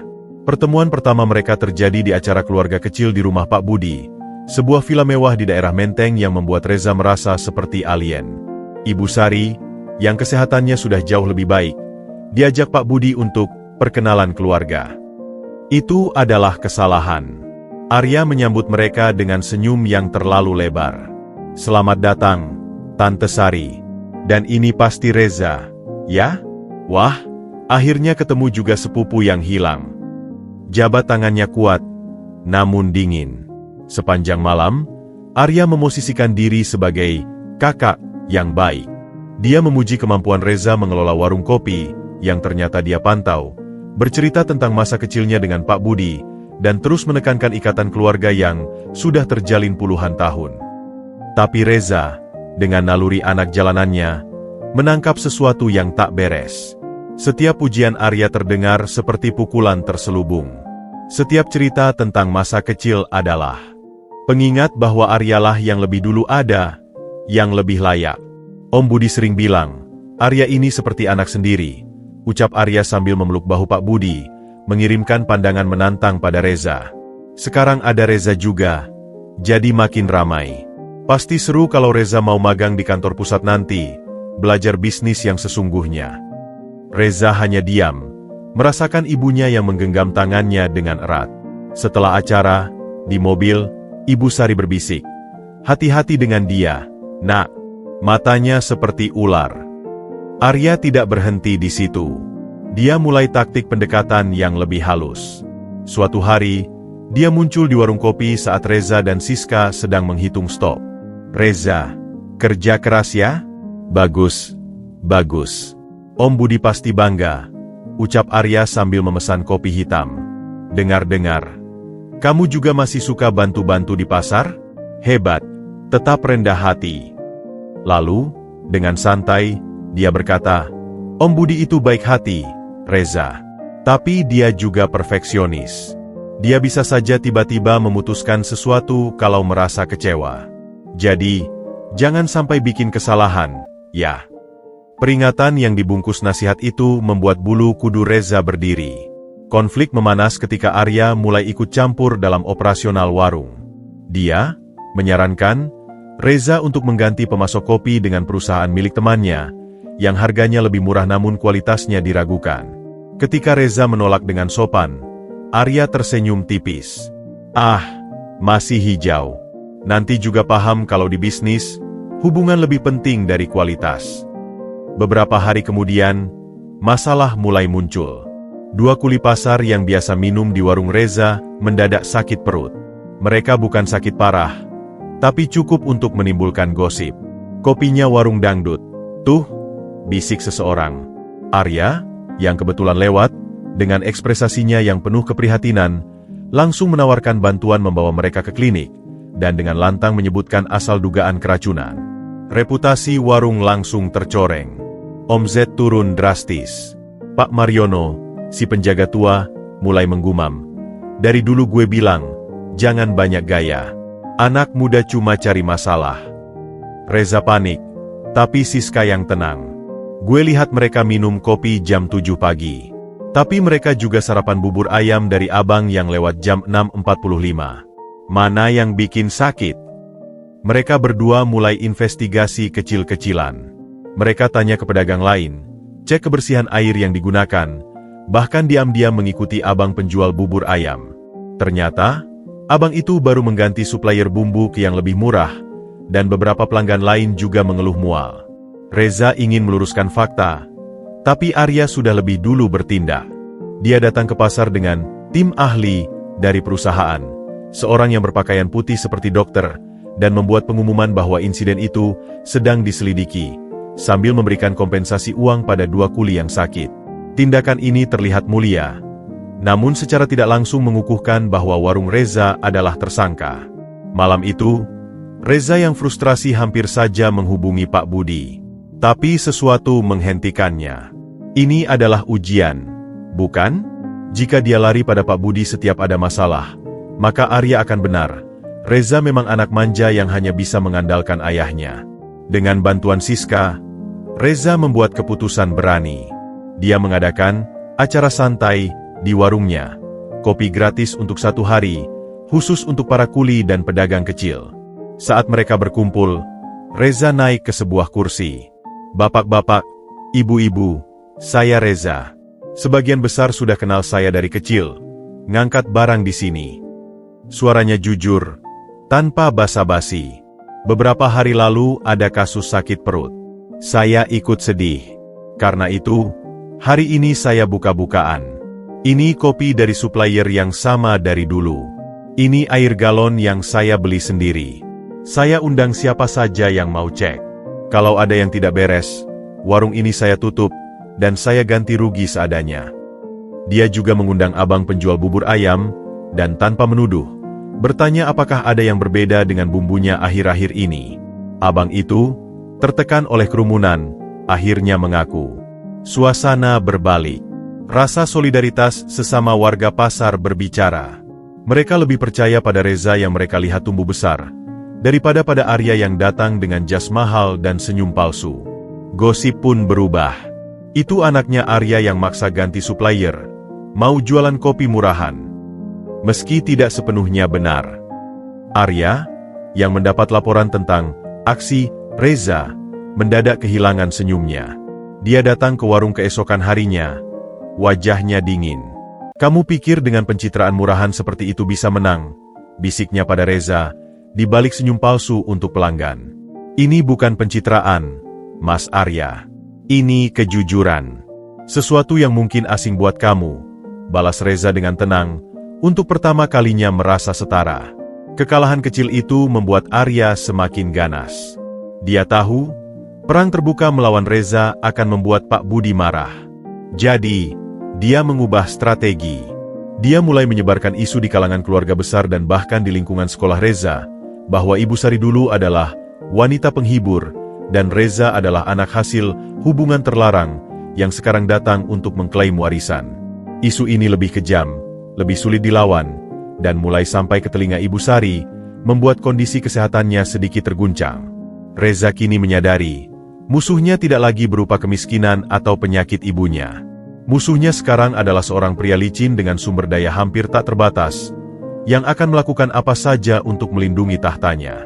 Dan dia, Reza, terjebak di tengah perebutan kekuasaan dalam keluarga yang bahkan tak pernah dia minta untuk masuk ke dalamnya. Dia memandang buku catatan warung kopinya, lalu mengepalkan tangan. Arya mungkin berpikir ini adalah permainan catur dengan pion yang mudah dipindahkan. Tapi Reza bukan pion. Dia adalah anak pasar yang sudah terbiasa bertarung dengan kerasnya hidup. Dan pertarungan ini baru saja dimulai. Aroma kekalahan yang ditinggalkan Arya setelah kampanye kopi jujur, Reza tidak lenyap begitu saja. Itu berubah menjadi sesuatu yang lebih berbahaya. Dendam yang membara di balik senyum yang semakin tipis. Reza bisa merasakannya, seperti bau ozon sebelum petir. Dia menjadi lebih waspada, terutama setelah isu keji tentang Ibu Sari beredar dan membuat ibunya sempat demam tinggi karena stres. Suatu malam, hujan gerimis membasahi jalanan seperti malam pertemuan pertama mereka. Reza pulang agak larut dari warung kopi setelah mengerjakan laporan keuangan dengan Siska. Jalanan di sekitar rel kereta sepi, hanya diterangi cahaya lampu jalan yang temaram dan kilatan sesaat dari dalam kereta yang melintas. Reza berjalan cepat, tas ransel berisi buku dan laporan digandeng di punggung. Dia sedang memikirkan cara melawan isu-isu Arya, mungkin dengan meminta bantuan Pak Budi untuk klarifikasi resmi, ketika lampu depan sebuah mobil tiba-tiba menyilaukan matanya dari belakang. Mobil itu mendekat dengan kecepatan tinggi, mesinnya menderu di jalanan basah yang seharusnya membuat pengemudi berhati-hati. Insting Reza, yang terasah di lorong-lorong sempit pasar, berteriak keras. Sesuatu tidak beres. Dia melompat ke samping, masuk ke jalur tanah di pinggir rel, persis ketika mobil itu, sebuah MPV gelap tanpa plat yang jelas, nyaris menyenggolnya. Ban berdecit di aspal basah. Mobil itu melintir sebentar sebelum melaju lagi, menghilang di kegelapan. Reza terduduk di tanah becek. Jantungnya berdetak kencang hingga sakit di telinga. Itu bukan kecelakaan. Itu percobaan pembunuhan. Siapa lagi kalau bukan Arya? Nalurinya menjerit nama itu. Dia bergegas pulang, tubuhnya gemetar bukan karena dingin, tapi karena kemarahan dan ketakutan yang membeku. Saat sampai di depan gubuk, dia berusaha menenangkan diri sebelum masuk. Dia tak ingin mengkhawatirkan ibunya. Tapi kekhawatiran yang lebih besar sudah menunggu. Ibu Sari terbaring lemas di kasur. Wajahnya pucat sekali, lebih pucat dari hari-hari terburuk sebelum diobati Pak Budi. Napasnya tersengal, dan dia menggenggam perutnya dengan meringis kesakitan. Bu, ibu kenapa? Reza berlutut di samping ranjang. Tangannya menyentuh dahi ibunya yang dingin berkeringat. Obat-obatnya, Ibu Sari berbisik. Suaranya nyaris tak terdengar. Seperti, bukan obat biasa. Sakit, perih sekali. Reza langsung membuka laci kecil tempat Ibu Sari menyimpan obat-obatan khusus dari dokter. Semuanya tampak normal. Tapi ada sesuatu yang berbeda. Botol injeksi bulanan yang biasanya berlabel biru dengan tulisan dokter yang jelas, sekarang terlihat sedikit lebih pudar. Segelnya masih ada, tapi terasa lebih tipis. Seolah-olah pernah dibuka dan ditutup kembali. Dia tidak berpikir panjang. Dia langsung menelepon Pak Budi. Kali ini, bukan sebagai anak yang enggan, tapi sebagai anak yang panik. Pak Budi, ibu sakit parah. Obatnya, ada yang aneh. Dalam waktu 20 menit, catatan waktu yang mustahil untuk jarak menteng ke pinggiran rel, Pak Budi sudah tiba dengan sebuah mobil jeep, diikuti oleh dokter pribadi yang biasa menangani Ibu Sari. Wajah Pak Budi berkerut dengan kepanikan yang tak pernah Reza lihat sebelumnya. Dokter dengan cepat memeriksa Ibu Sari, menyuntikkan sesuatu untuk meredakan rasa sakit, lalu memeriksa botol obat yang dicurigai. Matanya menyipit. Ini bukan insulin jenis biasa yang diresepkan. Ini campuran yang salah. Bisa berakibat fatal jika terus digunakan. Ruangan kecil itu mendadak terasa seperti ruang vakum. Reza menatap Pak Budi. Arya, gumamnya. Suaranya serak. Tadi, ada yang nyoba tabrak aku juga. Wajah Pak Budi berubah dari kepanikan menjadi sesuatu yang lebih mengerikan. Kemarahan murni yang dingin dan berbahaya. Matanya menyala seperti bara. Dia tidak berkata apa-apa. Dia mengangkat teleponnya, berbicara singkat dan tegas. Bawa Arya ke rumah sekarang. Dan ambil semua rekaman CCTV di sekitar rumah sakit tempat obat ini diambil 3 hari lalu. Malam itu menjadi malam penjagaan yang panjang. Ibu Sari dibawa ke klinik darurat milik dokter tersebut untuk observasi. Reza dan Pak Budi menunggu di luar, duduk di bangku yang dingin. Keheningan di antara mereka kali ini berbeda. Tidak canggung, tidak penuh amarah. Penuh dengan sebuah ancaman bersama. Kenapa? Akhirnya Reza memecah kesunyian. Kenapa dia mau membunuh kami? Karena dia takut, jawab Pak Budi, matanya kosong menatap dinding putih. Takut kehilangan segala yang dia pikir akan menjadi miliknya. Takut pada bayangan seorang anak kandung yang bisa menggantikan posisinya. Rasa takut bisa membuat orang jadi monster. Dan kau? Apa kau takut kehilangan dia? Dia kan keponakanmu, anak dari kakakmu, tanya Reza, menantang. Pak Budi memandang Reza, dan di matanya ada keputusan yang tak tergoyahkan.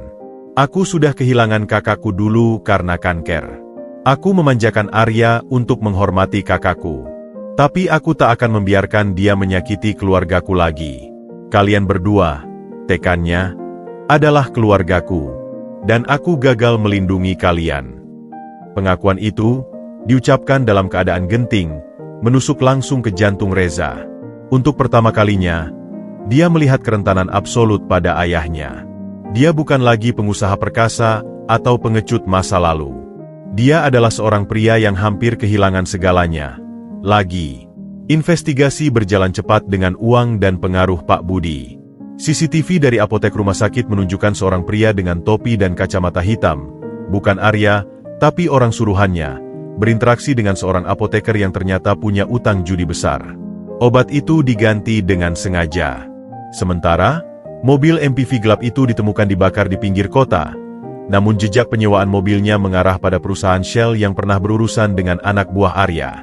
Ketika semua bukti dikumpulkan, Pak Budi memanggil keluarga besarnya, termasuk Tante Lina dan beberapa paman, ke rumah dinasnya. Reza diminta hadir. Ibu Sari, yang masih lemah, memintanya untuk pergi. Dengarkan apa kata ayahmu, Nak. Ruang pertemuan itu mewah dan menakutkan. Arya sudah duduk di sana, masih dengan senyum percaya diri, namun matanya berkedip-kedip gugup. Ada apa, Om? Mendadak memanggil keluarga, tanya Arya riang. Pak Budi tidak duduk. Dia berdiri di depan meja, melemparkan setumpuk foto dan printout CCTV di atas meja kaca. Usahamu untuk mencelakai Reza dan Ibu Sari, Arya. Usahamu yang bodoh dan keji. Arya tertawa terbahak-bahak, tapi itu tertawa yang kosong. Om, ini lelucon apa? Bukti apa ini? Itu bisa direkayasa. Kau pikir aku bodoh? Suara Pak Budi mengguntur, memotongnya. Aku yang membesarkanmu. Aku yang membiayai studimu. Aku tahu setiap helat napasmu ketika berbohong. Apoteker itu sudah mengaku. Sopir yang menyewa mobil sudah diamankan polisi. Kau ingin aku serahkan semua ini ke pengadilan? Kau ingin nama keluarga kita, nama alm kakakku, jadi kotor karena ulahmu.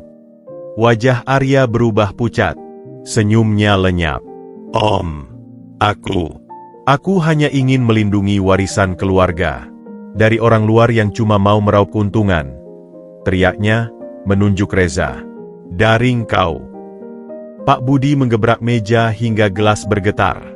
Dia bukan orang luar. Dia darah dagingku. Dan kau hampir membunuhnya. Hampir membunuh wanita yang pernah aku cintai. Kau keluar. Sekarang juga. Dari perusahaan, dari hidupku, dari keluarga ini. Tante Lina berusaha menengahi. Budi, dia masih muda. Dan kau, Lina. Pak Budi berbalik. Matanya menyala-nyala. Kau yang menyebarkan isu tentang Ibu Sari. Aku tahu. Kalian berdua bisa pergi bersama. Atau kau ingin aku beberkan juga utang-utang perusahaan kecilmu yang selalu aku tutupi? Ruangan senyap mencekam. Arya terbungkuk. Semua kesombongannya luruh. Dia ditampar bukan hanya oleh bukti, tapi oleh kenyataan bahwa orang yang selama ini melindunginya justru yang menghancurkannya. Setelah mereka pergi dengan wajah hancur, Pak Budi menghampiri Reza yang diam di sudut. Tubuhnya yang besar terlihat tiba-tiba lelah. Maafkan aku, Nak, bisiknya, suaranya parau. Aku membiarkan ular tumbuh di pelukanku sendiri. Aku hampir membiarkan mereka melukaimu dan ibumu. Reza melihat ke dalam mata ayahnya. Dia melihat penyesalan yang dalam, rasa bersalah yang membara, dan sebuah ketakutan baru, ketakutan kehilangan mereka. Di saat genting itu, semua keraguan, semua bisikan Tante Lina, semua kecurigaan pada motif tersembunyi, terhapus. Yang tersisa adalah pria di depan yang nyaris menangis, yang bertindak tanpa ragu untuk membela mereka, yang menunjukkan dengan darah dan nyawa bahwa dia peduli. Reza tidak bisa berkata-kata. Dia hanya mengangguk. Lalu perlahan, sangat perlahan, dia melangkah mendekat dan memeluk ayahnya. Pelukan pertama mereka. Kaku, penuh dengan sejarah yang pahit, namun tulus. Di pelukan itu, ada sebuah pengakuan diam-diam. Mungkin saja, mereka bisa menjadi keluarga. Dan pengorbanan Pak Budi malam ini, mengusir keponakan yang dianggap anaknya sendiri, adalah bukti terkuat yang tak bisa dibantah oleh siapapun, termasuk oleh hati Reza yang terluka. Dampak pengusiran Arya seperti gempa susulan yang mengguncang fondasi keluarga besar Budi. Tante Lina, yang ikut terseret, menghilang dari peredaran dengan membawa dendam dan malu. Suasana di rumah Pak Budi berubah. Keheningan yang dulu terasa kaku sekarang lebih bernuansa waspada. Seolah setiap sudut masih menyimpan bayangan pengkhianatan. Namun, bagi Reza dan Ibu Sari, justru ada kedamaian yang baru. Ancaman nyata telah sirna, setidaknya untuk sementara. Beberapa minggu berlalu. Ibu Sari pulih sepenuhnya, bahkan lebih sehat dari sebelumnya. Warna kembali ke pipinya, dan tawanya, suara yang nyaris terlupakan, kadang terdengar memenuhi gubuk kecil mereka. Reza terus membagi waktunya antara sekolah, warung kopi yang kini semakin ramai, dan sesekali masih membantu di pasar, lebih sebagai pengikat pada akar kehidupan lamanya. Pak Budi menjadi sosok yang lebih sering hadir, tapi dengan cara yang berbeda. Bukan lagi pria yang berusaha keras untuk diterima, melainkan seseorang yang dengan tenang mengisi peran. Dia membantu Ibu Sari merapikan taman kecil di depan gubuk, mengajari Reza mengelola pembukuan warung yang lebih kompleks, dan suatu sore, mereka bahkan berhasil berbicara tentang sepak bola tanpa ada keheningan yang canggung di antara mereka. Namun, Reza memperhatikan sesuatu. Ada saat-saat di mana Pak Budi tiba-tiba terdiam, matanya kosong menatap ke kejauhan, seolah lupa di mana dia berada atau apa yang sedang terjadi. Suatu kali, saat mereka sedang merencanakan perbaikan atap yang bocor, Pak Budi menyebut nama Reza dengan salah. "Arya, tolong ambikan." Dia terhenti, wajahnya berkerut bingung, sebelum gemetar dan meminta maaf berulang kali. Lalu, ada insiden yang lebih serius. Pak Budi lupa jalan pulang ke rumahnya sendiri setelah mengantar mereka. Padahal itu adalah rute yang sudah dilaluinya puluhan kali. Sopirnya yang setia, Pak Jono, dengan wajah muram, diam-diam memberitahu Reza bahwa ini sudah beberapa kali terjadi. "Ada yang tidak beres dengan ayahmu, Nak," bisik Ibu Sari suatu malam, matanya penuh kekhawatiran. Dia seperti terkadang tidak ada di sini. Kebingungan itu mencapai puncaknya suatu minggu pagi. Pak Budi datang lebih awal, dengan membawa sebuah map coklat tebal. Wajahnya tampak lebih tua dari usia sebenarnya, ada garis-garis kelelahan yang dalam. "Reza, Ibu, kita perlu bicara," katanya, suaranya berat. "Ada sesuatu yang harus aku katakan sebelum aku lupa." Mereka duduk di ruang tamu sempit. Pak Budi membuka map itu. Di dalamnya, ada hasil-hasil tes medis, scan otak, dan laporan dokter dengan stempel sebuah rumah sakit terkenal di Singapura. 2 tahun lalu, mulainya, menatap selembar scan MRI yang menunjukkan bercak-bercak putih di bagian otaknya, aku didiagnosa mengidap penyakit langka. Sejenis demensia awal, yang menyerang memori jangka pendek dan fungsi kognitif tertentu. Namanya, lupa, tidak penting. Dia tersenyum getir. "Kenapa tidak bilang?" desis Ibu Sari, tangannya menutup mulut. "Karena aku takut," jawab Pak Budi polos. "Aku takut kalian, atau siapapun, akan memperlakukan aku seperti orang yang tidak berguna. Aku takut Arya dan yang lain akan menjauhiku, atau lebih buruk, memanfaatkanku. Tapi yang paling aku takuti," dia menatap Reza, matanya berkaca-kaca, "adalah aku akan lupa lagi. Lupa bahwa aku punya anak. Lupa bahwa aku pernah punya kesempatan untuk menebus kesalahan." Udara di ruangan itu terasa padat. Reza memandangi bercak-bercak putih di scan itu, benda asing yang diam-diam merampas ayahnya dari dalam. Dokter bilang, progresnya bisa lambat, bisa cepat. Tapi yang pasti, suatu saat nanti, aku akan lupa banyak hal. Aku sudah mulai lupa nama klien, meeting penting, bahkan terkadang wajah orang. Dia menarik napas dalam-dalam. Itulah sebabnya aku mencari kalian dengan begitu tergesa-gesa. Bukan hanya karena penyesalan, tapi karena aku ingin memperbaiki semuanya sebelum aku tidak lagi menjadi diriku sendiri. Sebelum aku lupa bahwa aku harus minta maaf. Sebelum aku lupa bahwa aku mencintai kalian. Kebenaran itu menghantam Reza lebih keras daripada kabar bahwa Pak Budi adalah ayahnya. Selama ini, dia berjuang dengan keraguan. Apakah penyesalan ini tulus? Apakah kedatangannya murni karena cinta? Sekarang dia tahu. Itu tulus. Itu murni. Dan itu didorong oleh jam pasir yang terus menetes di dalam kepala ayahnya. Sebuah tenggat waktu mengerikan yang membuat setiap detik bersama menjadi berharga sekaligus menyakitkan. Jadi, semua ini membantu ibu, warung kopi, mengusir Arya? Reza tak bisa menyelesaikan kalimatnya. Adalah hal-hal yang ingin kulakukan dengan sisa waktuku sebagai Budi yang masih waras. Aku ingin meninggalkan sesuatu yang baik. Warisan yang sesungguhnya bukan uang, tapi kenangan bahwa aku pernah berusaha menjadi ayah yang baik, meski terlambat. Ibu Sari menangis dengan hening. Air mata mengalir deras di pipinya yang sudah berkerut. Dia memegangi tangan Pak Budi. Kau tolol. Kau bisa saja datang dan bilang dari awal. Dan kalian akan menerimaku karena kasihan? Aku tidak mau itu. Aku ingin diterima karena usahaku. Meski itu berarti menyembunyikan kebenaran yang memalukan ini. Reza berdiri, berjalan ke jendela kecil, memandang keluar ke rel kereta. Pikirannya kacau.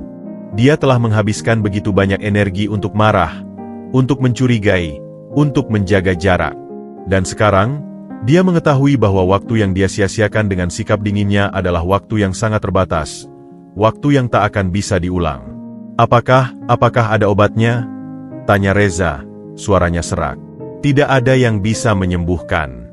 Hanya memperlambat. Tapi itu membutuhkan ketenangan, rutinitas, dan dukungan keluarga. Pak Budi menjawab, aku sudah mengatur segalanya. Surat wasiat, pengalihan saham, pengelolaan aset. Sebagian besar untuk kalian berdua, sebagian untuk yayasan yang akan mengelola warung-warung UMKM seperti yang Reza kelola. Aku ingin semuanya jelas, sebelum otakku benar-benar berhenti bekerja. Dia berdiri, menghampiri Reza.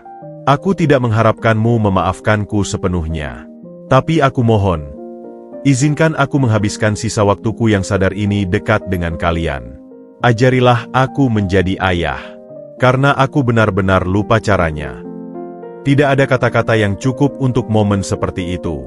Reza berbalik, dan di mata ayahnya, dia tidak lagi melihat pengusaha sukses atau pengecut muda. Dia melihat seorang pria yang ketakutan, yang rapuh, yang berjuang melawan musuh di dalam kepalanya sendiri, musuh yang jauh lebih kejam daripada Arya. Dan untuk pertama kalinya, tanpa ada bisikan racun atau bayangan masa lalu yang menghalangi, Reza merasakan sebuah keinginan yang murni untuk melindungi pria ini. Seperti ayahnya telah melindungi mereka dari ancaman luar, kini gilirannya untuk melindungi ayahnya dari ancaman dari dalam. Dia mengangguk. Air matanya akhirnya tumpah. Kita akan atur ini bersama. Ibu butuhmu. Dan aku. Dia berhenti, menarik napas. Aku juga butuh belajar punya ayah. Pelukan kali ini tidak lagi kaku. Ibu Sari bergabung, dan dalam pelukan tiga orang itu, ada duka yang tak terucapkan untuk waktu yang telah hilang, dan sebuah tekad bulat untuk waktu yang tersisa. Kebenaran pahit itu akhirnya terbongkar, bukan untuk menghancurkan, tapi untuk menyatukan mereka dalam sebuah perjuangan baru yang lebih personal dan mengharukan. Perjuangan untuk mengalahkan lupa, dengan menciptakan kenangan-kenangan yang cukup kuat untuk bertahan, bahkan saat ingatan seseorang perlahan-lahan padam. Diagnosis itu mengubah segalanya, tapi tidak dengan cara yang dramatis. Justru, ia membawa sebuah ketenangan yang aneh, seperti kabut yang akhirnya tersibak, memperlihatkan medan sebenarnya yang harus mereka lalui. Tidak ada lagi teka-teki, tidak ada lagi keraguan tentang niat Pak Budi. Yang ada hanyalah sebuah jam pasir yang tak terlihat, dan mereka bertiga duduk di sekelilingnya. Hari-hari berikutnya diisi dengan penyesuaian yang halus. Reza mulai memperhatikan hal-hal kecil. Cara Pak Budi meletakkan kunci mobil di tempat yang sama setiap hari. Kalau tidak, dia akan lupa. sebuah buku catatan tebal yang selalu dibawanya untuk menuliskan hal penting, dan pengaturan alarm di ponselnya untuk mengingatkan minum obat penunjang kognitif. Suatu sore, sepulang sekolah, Reza menemukan Pak Budi duduk sendirian di bangku depan rumah mereka, menatap rel kereta dengan pandangan kosong. Wajahnya tampak bingung, seperti anak kecil yang tersesat. "Ayah?" panggil Reza. "Hati-hati." Dia mulai menggunakan kata itu, awalnya dengan canggung, kini dengan sebuah kepastian yang sedih. Pak Budi menoleh, dan untuk sepersekian detik, ada ketidakpastian di matanya. Lalu, seperti lampu yang menyala, pengenalan itu muncul. "Reza, sudah pulang? Bagaimana sekolah?" "Biasa saja. Ayah lagi apa di sini?" Aku tidak ingat. Maksudku, aku ingat mau menjemputmu, tapi..." Dia menggaruk-garuk kepalanya, frustrasi. "Lupa sudah sampai sini." "Itu tidak apa-apa," kata Reza, duduk di sampingnya. Dia mengambil buku catatan Pak Budi yang terbuka. Di halaman itu tertulis, dengan huruf besar dan agak goyah, "Jemput Reza, jam 2 di depan rumah." Tapi jarum jam di arlojinya menunjukkan pukul 3.30. "Lain kali, kita pasang alarm yang bunyinya keras," usul Reza, mencoba bersikap ringan. Pak Budi memandangnya, dan di matanya ada rasa malu yang dalam. "Aku menyusahkanmu. Kau masih anak-anak. Seharusnya kau yang diurus, bukan malah mengurusi ayahmu yang mulai pikun." Reza menggeleng. "Ayah sudah mengurus ibu. Sekarang giliran kami mengurus ayah. Itu namanya keluarga." Kata "keluarga" itu terasa aneh di mulutnya, tapi juga benar. Perlahan, Reza mengambil alih peran yang lebih besar. Dia yang sekarang mengingatkan jadwal dokter, yang memastikan buku catatan ayahnya terisi, yang dengan sabar menjawab pertanyaan yang sama dari Pak Budi untuk kedua atau ketiga kalinya. Setiap kali melakukannya, amarah lamanya memudar, digantikan oleh rasa sayang yang tertusuk-tusuk karena tahu ini semua akan berakhir dengan cara yang pahit. Ujian terbesar datang pada hari ulang tahun Ibu Sari. Pak Budi, yang biasanya sangat teratur, merencanakan kejutan kecil, kue dan makan malam di rumah sederhana mereka. Tapi pagi itu, dia tidak datang-datang. Teleponnya tidak diangkat. Reza dan Ibu Sari cemas. Setelah beberapa jam, Pak Budi muncul dengan wajah kusut dan bingung. Bajunya tidak rapi seperti biasa. "Maaf, aku tersesat," katanya, hampir menangis. "Aku ingat mau beli kue, tapi lupa toko di mana. Lalu lupa jalan pulang. Akhirnya naik taksi, kasih alamat ini."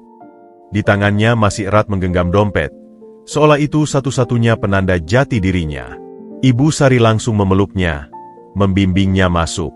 "Sudah, tidak apa-apa. Yang penting pulang." Tapi malam itu, setelah Pak Budi tertidur lelah di kamar tambahan, Reza menemukan ibunya duduk di dapur, menangis dalam diam. "Ibu." "Menakutkan, Nak," bisik Ibu Sari. Melihat orang yang dulu begitu kuat, begitu pasti, sekarang seperti kapal tanpa nahkoda. Dan ini baru permulaan. Reza duduk di sampingnya. "Ibu pernah marah sama dia?" "Pernah. Sangat marah. Tapi sekarang marah pada siapa? Pada penyakitnya? Pada takdir? Aku lebih baik mengarahkan tenagaku untuk membantunya." Keesokan harinya, Reza memutuskan untuk mengajak Pak Budi ke pasar. Bukan untuk bekerja, tapi untuk mengenang. Mereka berjalan menyusuri lorong-lorong yang sama di mana Reza dulu memanggul karung.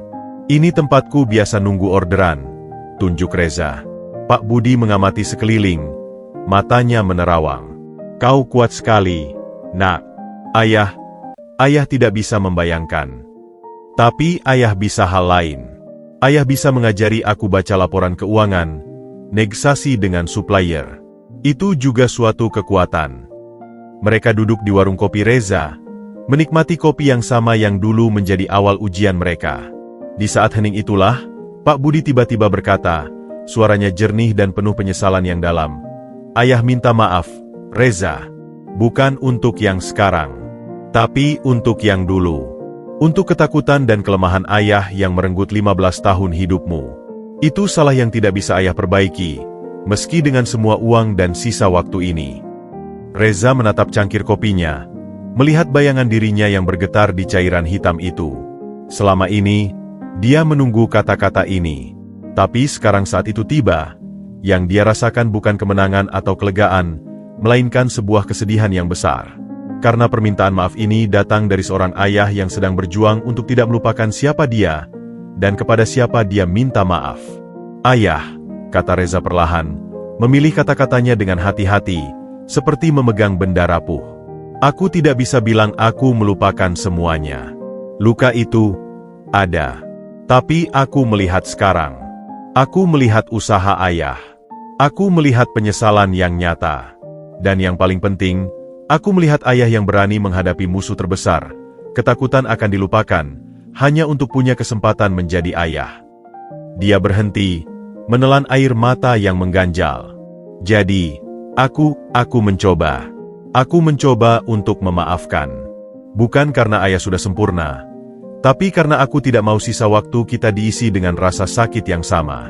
Ibu sudah memaafkan. Dan sekarang, giliranku." Pak Budi menunduk. Bahunya bergetar menahan isak. Tangannya yang besar dan mulai sedikit gemetar meraih tangan Reza. "Terima kasih. Itu lebih dari yang layak ayah dapatkan." Memaafkan, Reza menyadari, bukanlah sebuah kejadian sekali jadi. Bukan seperti saklar yang ditekan dan semua cahaya langsung terang. Memaafkan adalah sebuah panggulan. Panggulan terberat yang pernah dia rasakan. Lebih berat dari karung beras manapun. Karena memaafkan berarti dengan sengaja mengangkat beban luka, amarah, dan kekecewaan yang telah lama menetap di pundaknya, dan dengan sadar meletakkannya pergi. Itu adalah pilihan aktif setiap hari, setiap kali kenangan pahit muncul, setiap kali dia melihat kelemahan ayahnya dan ingin menyalahkan masa lalu. Tapi dia memilih untuk memanggul yang lain sekarang. Tanggung jawab untuk merawat, kesabaran untuk mengulang, dan cinta untuk menemani dalam kejatuhan.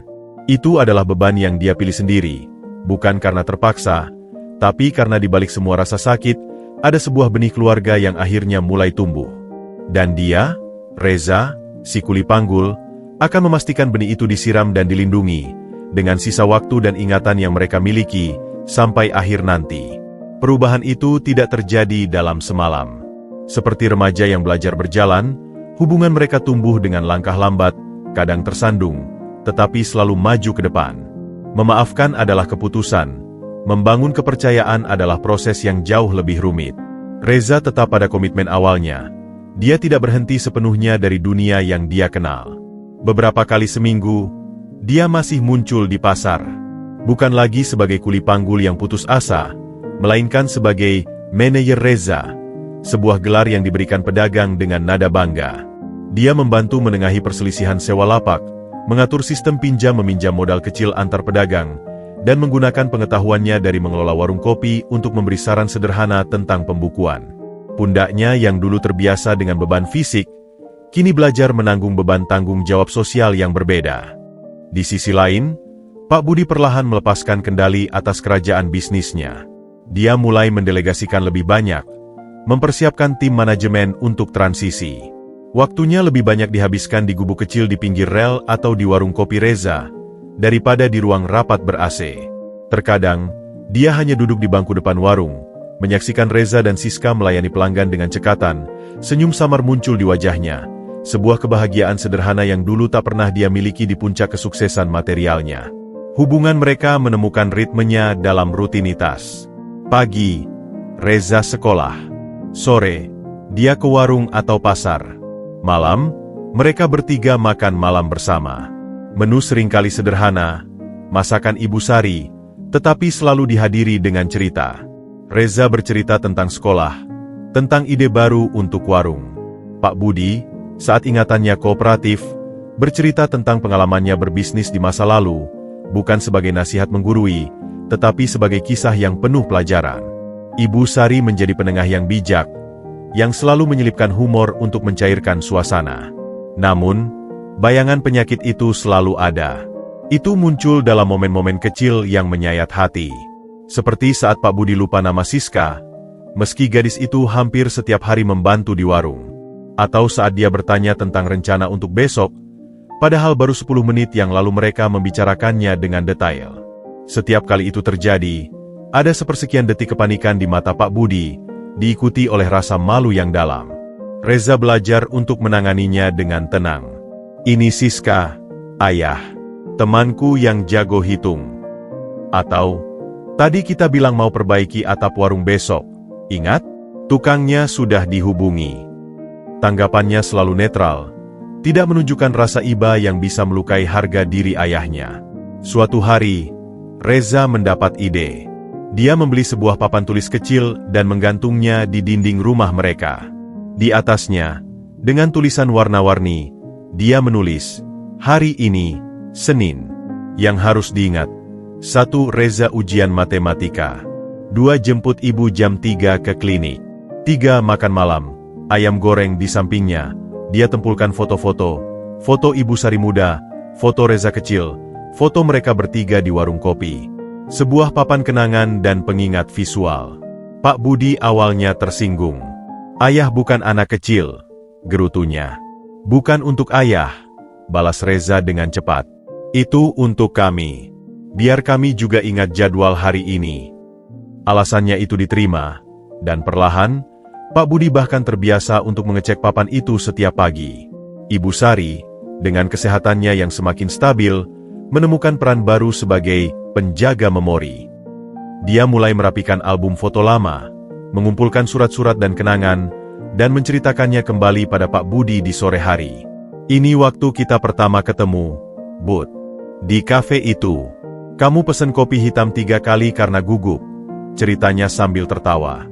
Pak Budi akan menyipitkan mata, berusaha mengingat, dan terkadang, sebuah kilasan cahaya muncul di matanya.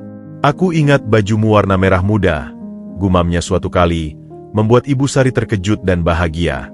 Hubungan Reza dan Pak Budi berkembang menjadi kemitraan yang unik. Di warung kopi, mereka berdiskusi tentang rencana ekspansi kecil-kecilan, membuka gerai kedua di ujung pasar lain. Pak Budi memberikan insight bisnis dari pengalamannya, sementara Reza memberikan pengetahuan lapangan tentang selera dan kebiasaan pelanggan. Keputusan akhir seringkali diserahkan pada Reza. "Ini bisnismu, Nak. Ayah cuma kasih saran," kata Pak Budi, sebuah bentuk kepercayaan tertinggi yang bisa dia berikan. Tapi momen paling mengharukan terjadi bukan di saat-saat bisnis, melainkan di kesederhanaan. Suatu malam, saat listrik padam, mereka bertiga duduk di teras, diterangi cahaya lilin. Pak Budi, yang sedang dalam kondisi pikiran yang cukup jernih, tiba-tiba berkata, "Dulu, waktu muda, aku takut sekali pada kegelapan. Takut pada ketidakpastian." Dia memandangi Reza. "Sekarang, di kegelapan yang sesungguhnya, ketidakpastian akan ingatanku sendiri, aku justru merasa tenang. Karena kalian berdua adalah cahayanya." Reza memandangi bayangan lilin yang menari-nari di wajah ayahnya. Dia menyadari, inilah yang sebenarnya mereka bangun. Bukan sebuah rumah mewah, bukan perusahaan yang besar, tapi sebuah rumah dalam arti sebenarnya, tempat berlindung, tempat bercahaya, tempat pulang. Tempat di mana kelemahan tidak disembunyikan, tetapi ditopang. Mereka mungkin tidak punya banyak waktu. Setiap hari adalah hadiah. Setiap ingatan yang bertahan adalah harta. Tapi di dalam batas waktu yang tak terelakkan itu, mereka memilih untuk mengisinya dengan hal-hal yang penting, kehadiran, perhatian, dan cinta dalam tindakan nyata. Awal dari apa? Awal dari sebuah keluarga yang sejati. Bukan keluarga yang terbentuk dari ikatan darah semata, tetapi dari pilihan untuk tetap bersama, merawat, dan mencintai, meski terlambat, meski tidak sempurna, meski dihantui bayangan lupa. Reza, yang dulu rela memikul karung untuk bertahan hidup, kini memikul sesuatu yang lebih bernilai. Sebuah ikrar diam-diam untuk menjadi tiang penyangga bagi kedua orang tuanya, sebagaimana mereka telah menjadi fondasi hidupnya yang baru. Dan dalam ikrar itu, dia menemukan kekuatan yang tak pernah dia duga sebelumnya. 5 tahun bukanlah waktu yang lama untuk sebuah hidup, tetapi cukup untuk mengubah seorang remaja menjadi pemuda, dan untuk mengukir kenangan yang lebih dalam dari luka lama. Udara di warung kopi, dangdut kenangan, terasa hangat oleh aroma kopi robusta khas pasar dan suara riuh percakapan. Warung itu kini telah berevolusi, dari 1 gerai menjadi 3, Masing-masing dikelola oleh mantan kuli panggul atau pedagang kecil yang dilatih Reza. Desainnya tetap sederhana, nyaman, tapi pembukuannya rapi dan sistemnya profesional. Perpaduan sempurna antara hati pasar dan disiplin bisnis. Di sudut warung utama, di dekat jendela yang menghadap rel, ada sebuah meja khusus. Di sana, duduk seorang pria berusia sekitar 50 tahun dengan rambut yang sudah banyak memutih. Dia mengenakan kemeja kotak-kotak sederhana dan celana kain. Di depannya ada secangkir kopi hitam yang sudah dingin, dan sebuah buku gambar. Tangannya yang dulu kuat menggenggam pena, sekarang terkadang gemetar, dengan hati-hati menggambar bentuk-bentuk sederhana, kereta api, burung, atau wajah dengan senyuman. Itu adalah Pak Budi. Reza, yang kini berusia 20 tahun dengan postur lebih tegap dan mata yang lebih tenang namun berisi, mendekati meja itu. Di tangannya ada 2 gelas jus jeruk segar. "Ayah, minum ini dulu.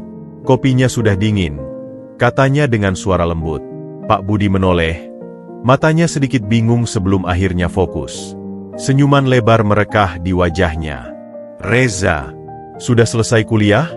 tanyanya. Pertanyaan yang sama yang dia ajukan hampir setiap hari sejak Reza lulus SMA tahun lalu. "Belum, Yah. Masih semester 4. Nanti sore ada kelas," jawab Reza dengan sabar, tanpa koreksi. Dia duduk di seberang ayahnya, memperhatikan gambar di buku itu.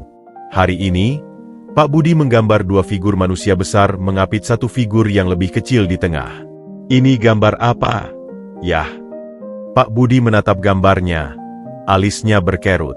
"Ini keluarga," gumamnya, tapi nada suaranya ragu. "Yang di tengah, anak." Reza tersenyum, hatinya berdesir. "Iya, ayah. Itu kita."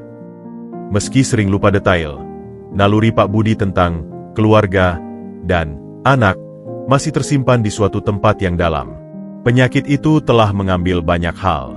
Nama, tanggal, kejadian spesifik, semua itu kabur dan sering hilang. Tapi yang tersisa adalah perasaan. Dia tidak selalu ingat bahwa Reza adalah anaknya. Tetapi dia tahu bahwa Reza adalah orang yang penting, orang yang membuatnya merasa aman dan dicintai.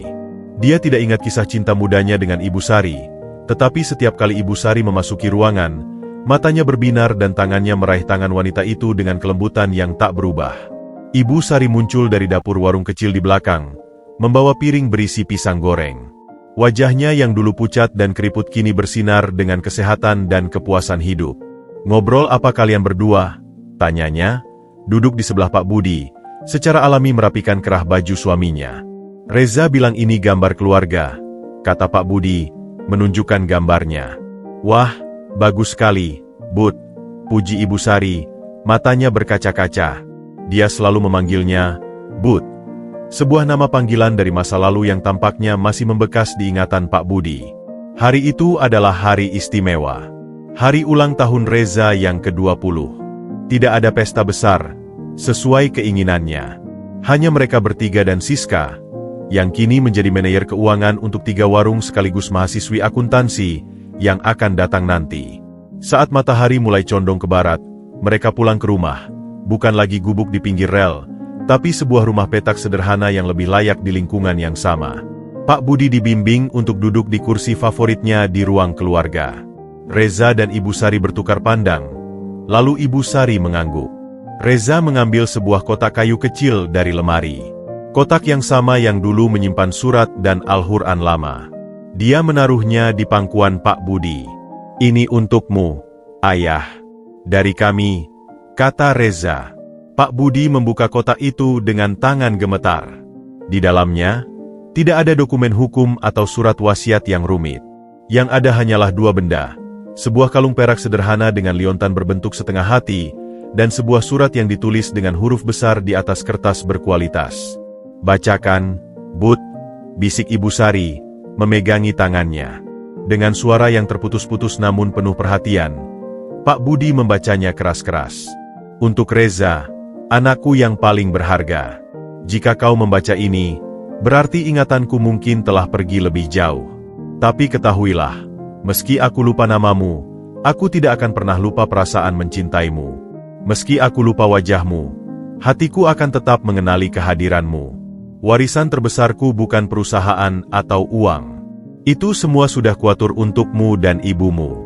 Warisanku yang sesungguhnya adalah pelajaran dari kesalahanku, bahwa tanggung jawab dan cinta sejati tidak pernah terlambat untuk diwujudkan, meski harganya mahal. Kalung perak ini adalah peninggalan ibuku. Dia memberikannya padaku, dan kini kuberikan padamu. Setengah hatinya, setengah lainnya, ada pada diriku, dan akan tetap bersamamu selamanya. Jadilah pria yang bertanggung jawab, nak. Lebih baik dariku. Ayah percaya padamu. Dengan semua cinta yang tersisa dalam ingatanku. Ayahmu, Budi. Suara Pak Budi terhenti di akhir surat. Air mata mengalir deras di pipinya yang berkerut. Meski mungkin dia tidak sepenuhnya memahami mengapa dia menangis. Dia hanya merasa tersentuh oleh kata-kata yang dalam, seolah-olah itu menyentuh jiwa yang terdalam yang belum tersentuh penyakit. Reza berjongkok di hadapan ayahnya. Matanya juga basah. Ayah menulis itu 3 tahun lalu, saat masih bisa. Surat wasiat hukum ada di pengacara. Tapi ini yang paling penting. Dengan hati-hati, Reza mengambil kalung itu dan mengenakannya di lehernya. Logam perak yang dingin terasa hangat di kulitnya. Aku janji, ayah. Aku akan jaga ibu, jaga warisan ini, dan jaga ingatan tentang kita. Pak Budi mengangkat tangannya, menyentuh wajah Reza. Jari-jarinya yang gemetar menelusuri garis rahang, alis, dan hidung Reza, seolah-olah memahat wajah itu ke dalam ingatannya untuk terakhir kalinya. Anak baik, gumamnya, 2 kata yang penuh makna. Ibu Sari memeluk mereka berdua, dan dalam pelukan itu, 3 generasi, masa lalu yang penuh penyesalan, masa kini yang penuh perjuangan, dan masa depan yang penuh harapan, menyatu. Malam itu, setelah Pak Budi tertidur, Reza berdiri di teras, memandangi rel kereta yang sesekali disinari lampu kereta malam. Kalung perak setengah hati itu tergantung di dadanya. Dia meraba liontannya. Dulu, dia berpikir warisan adalah sesuatu yang besar dan material. Perusahaan, mobil, rumah mewah. Tapi warisan sejati yang ditinggalkan ayahnya padanya jauh lebih berharga. Sebuah bisnis yang memberdayakan, sebuah filosofi untuk bangkit dari kesalahan, dan sebuah contoh nyata bahwa cinta bisa menebus, meski terlambat. Panggulan terberat dalam hidupnya telah berubah bentuk. Bukan lagi karung beras di pasar, atau beban memaafkan. Sekarang, panggulannya adalah warisan ini, memikul amanah untuk melanjutkan kebaikan, menjaga kenangan bagi ayahnya yang mulai hilang, dan membangun masa depan yang tidak hanya untuk dirinya, tetapi untuk komunitas kecil yang telah membesarkannya. Dia melihat ke dalam rumah, ke arah kamar tempat ayah dan ibunya tidur. Sebuah kedamaian yang dalam menyelimutinya. Dia, Reza, si kuli panggul yang rela putus sekolah, kini adalah seorang mahasiswa, pengusaha sosial, dan yang terpenting, seorang anak yang telah menemukan jalan untuk mencintai dan dimaafkan. Dan untuk itu, dia bersyukur. Untuk setiap panggulan, setiap luka, dan setiap kesempatan kedua yang membawanya ke sini. Hidupnya adalah bukti bahwa terkadang, beban terberat yang kita angkat justru menguatkan kita untuk membawa cahaya bagi orang lain. Dan itulah warisan sejati yang akan terus hidup, jauh setelah ingatan seseorang pun memudar.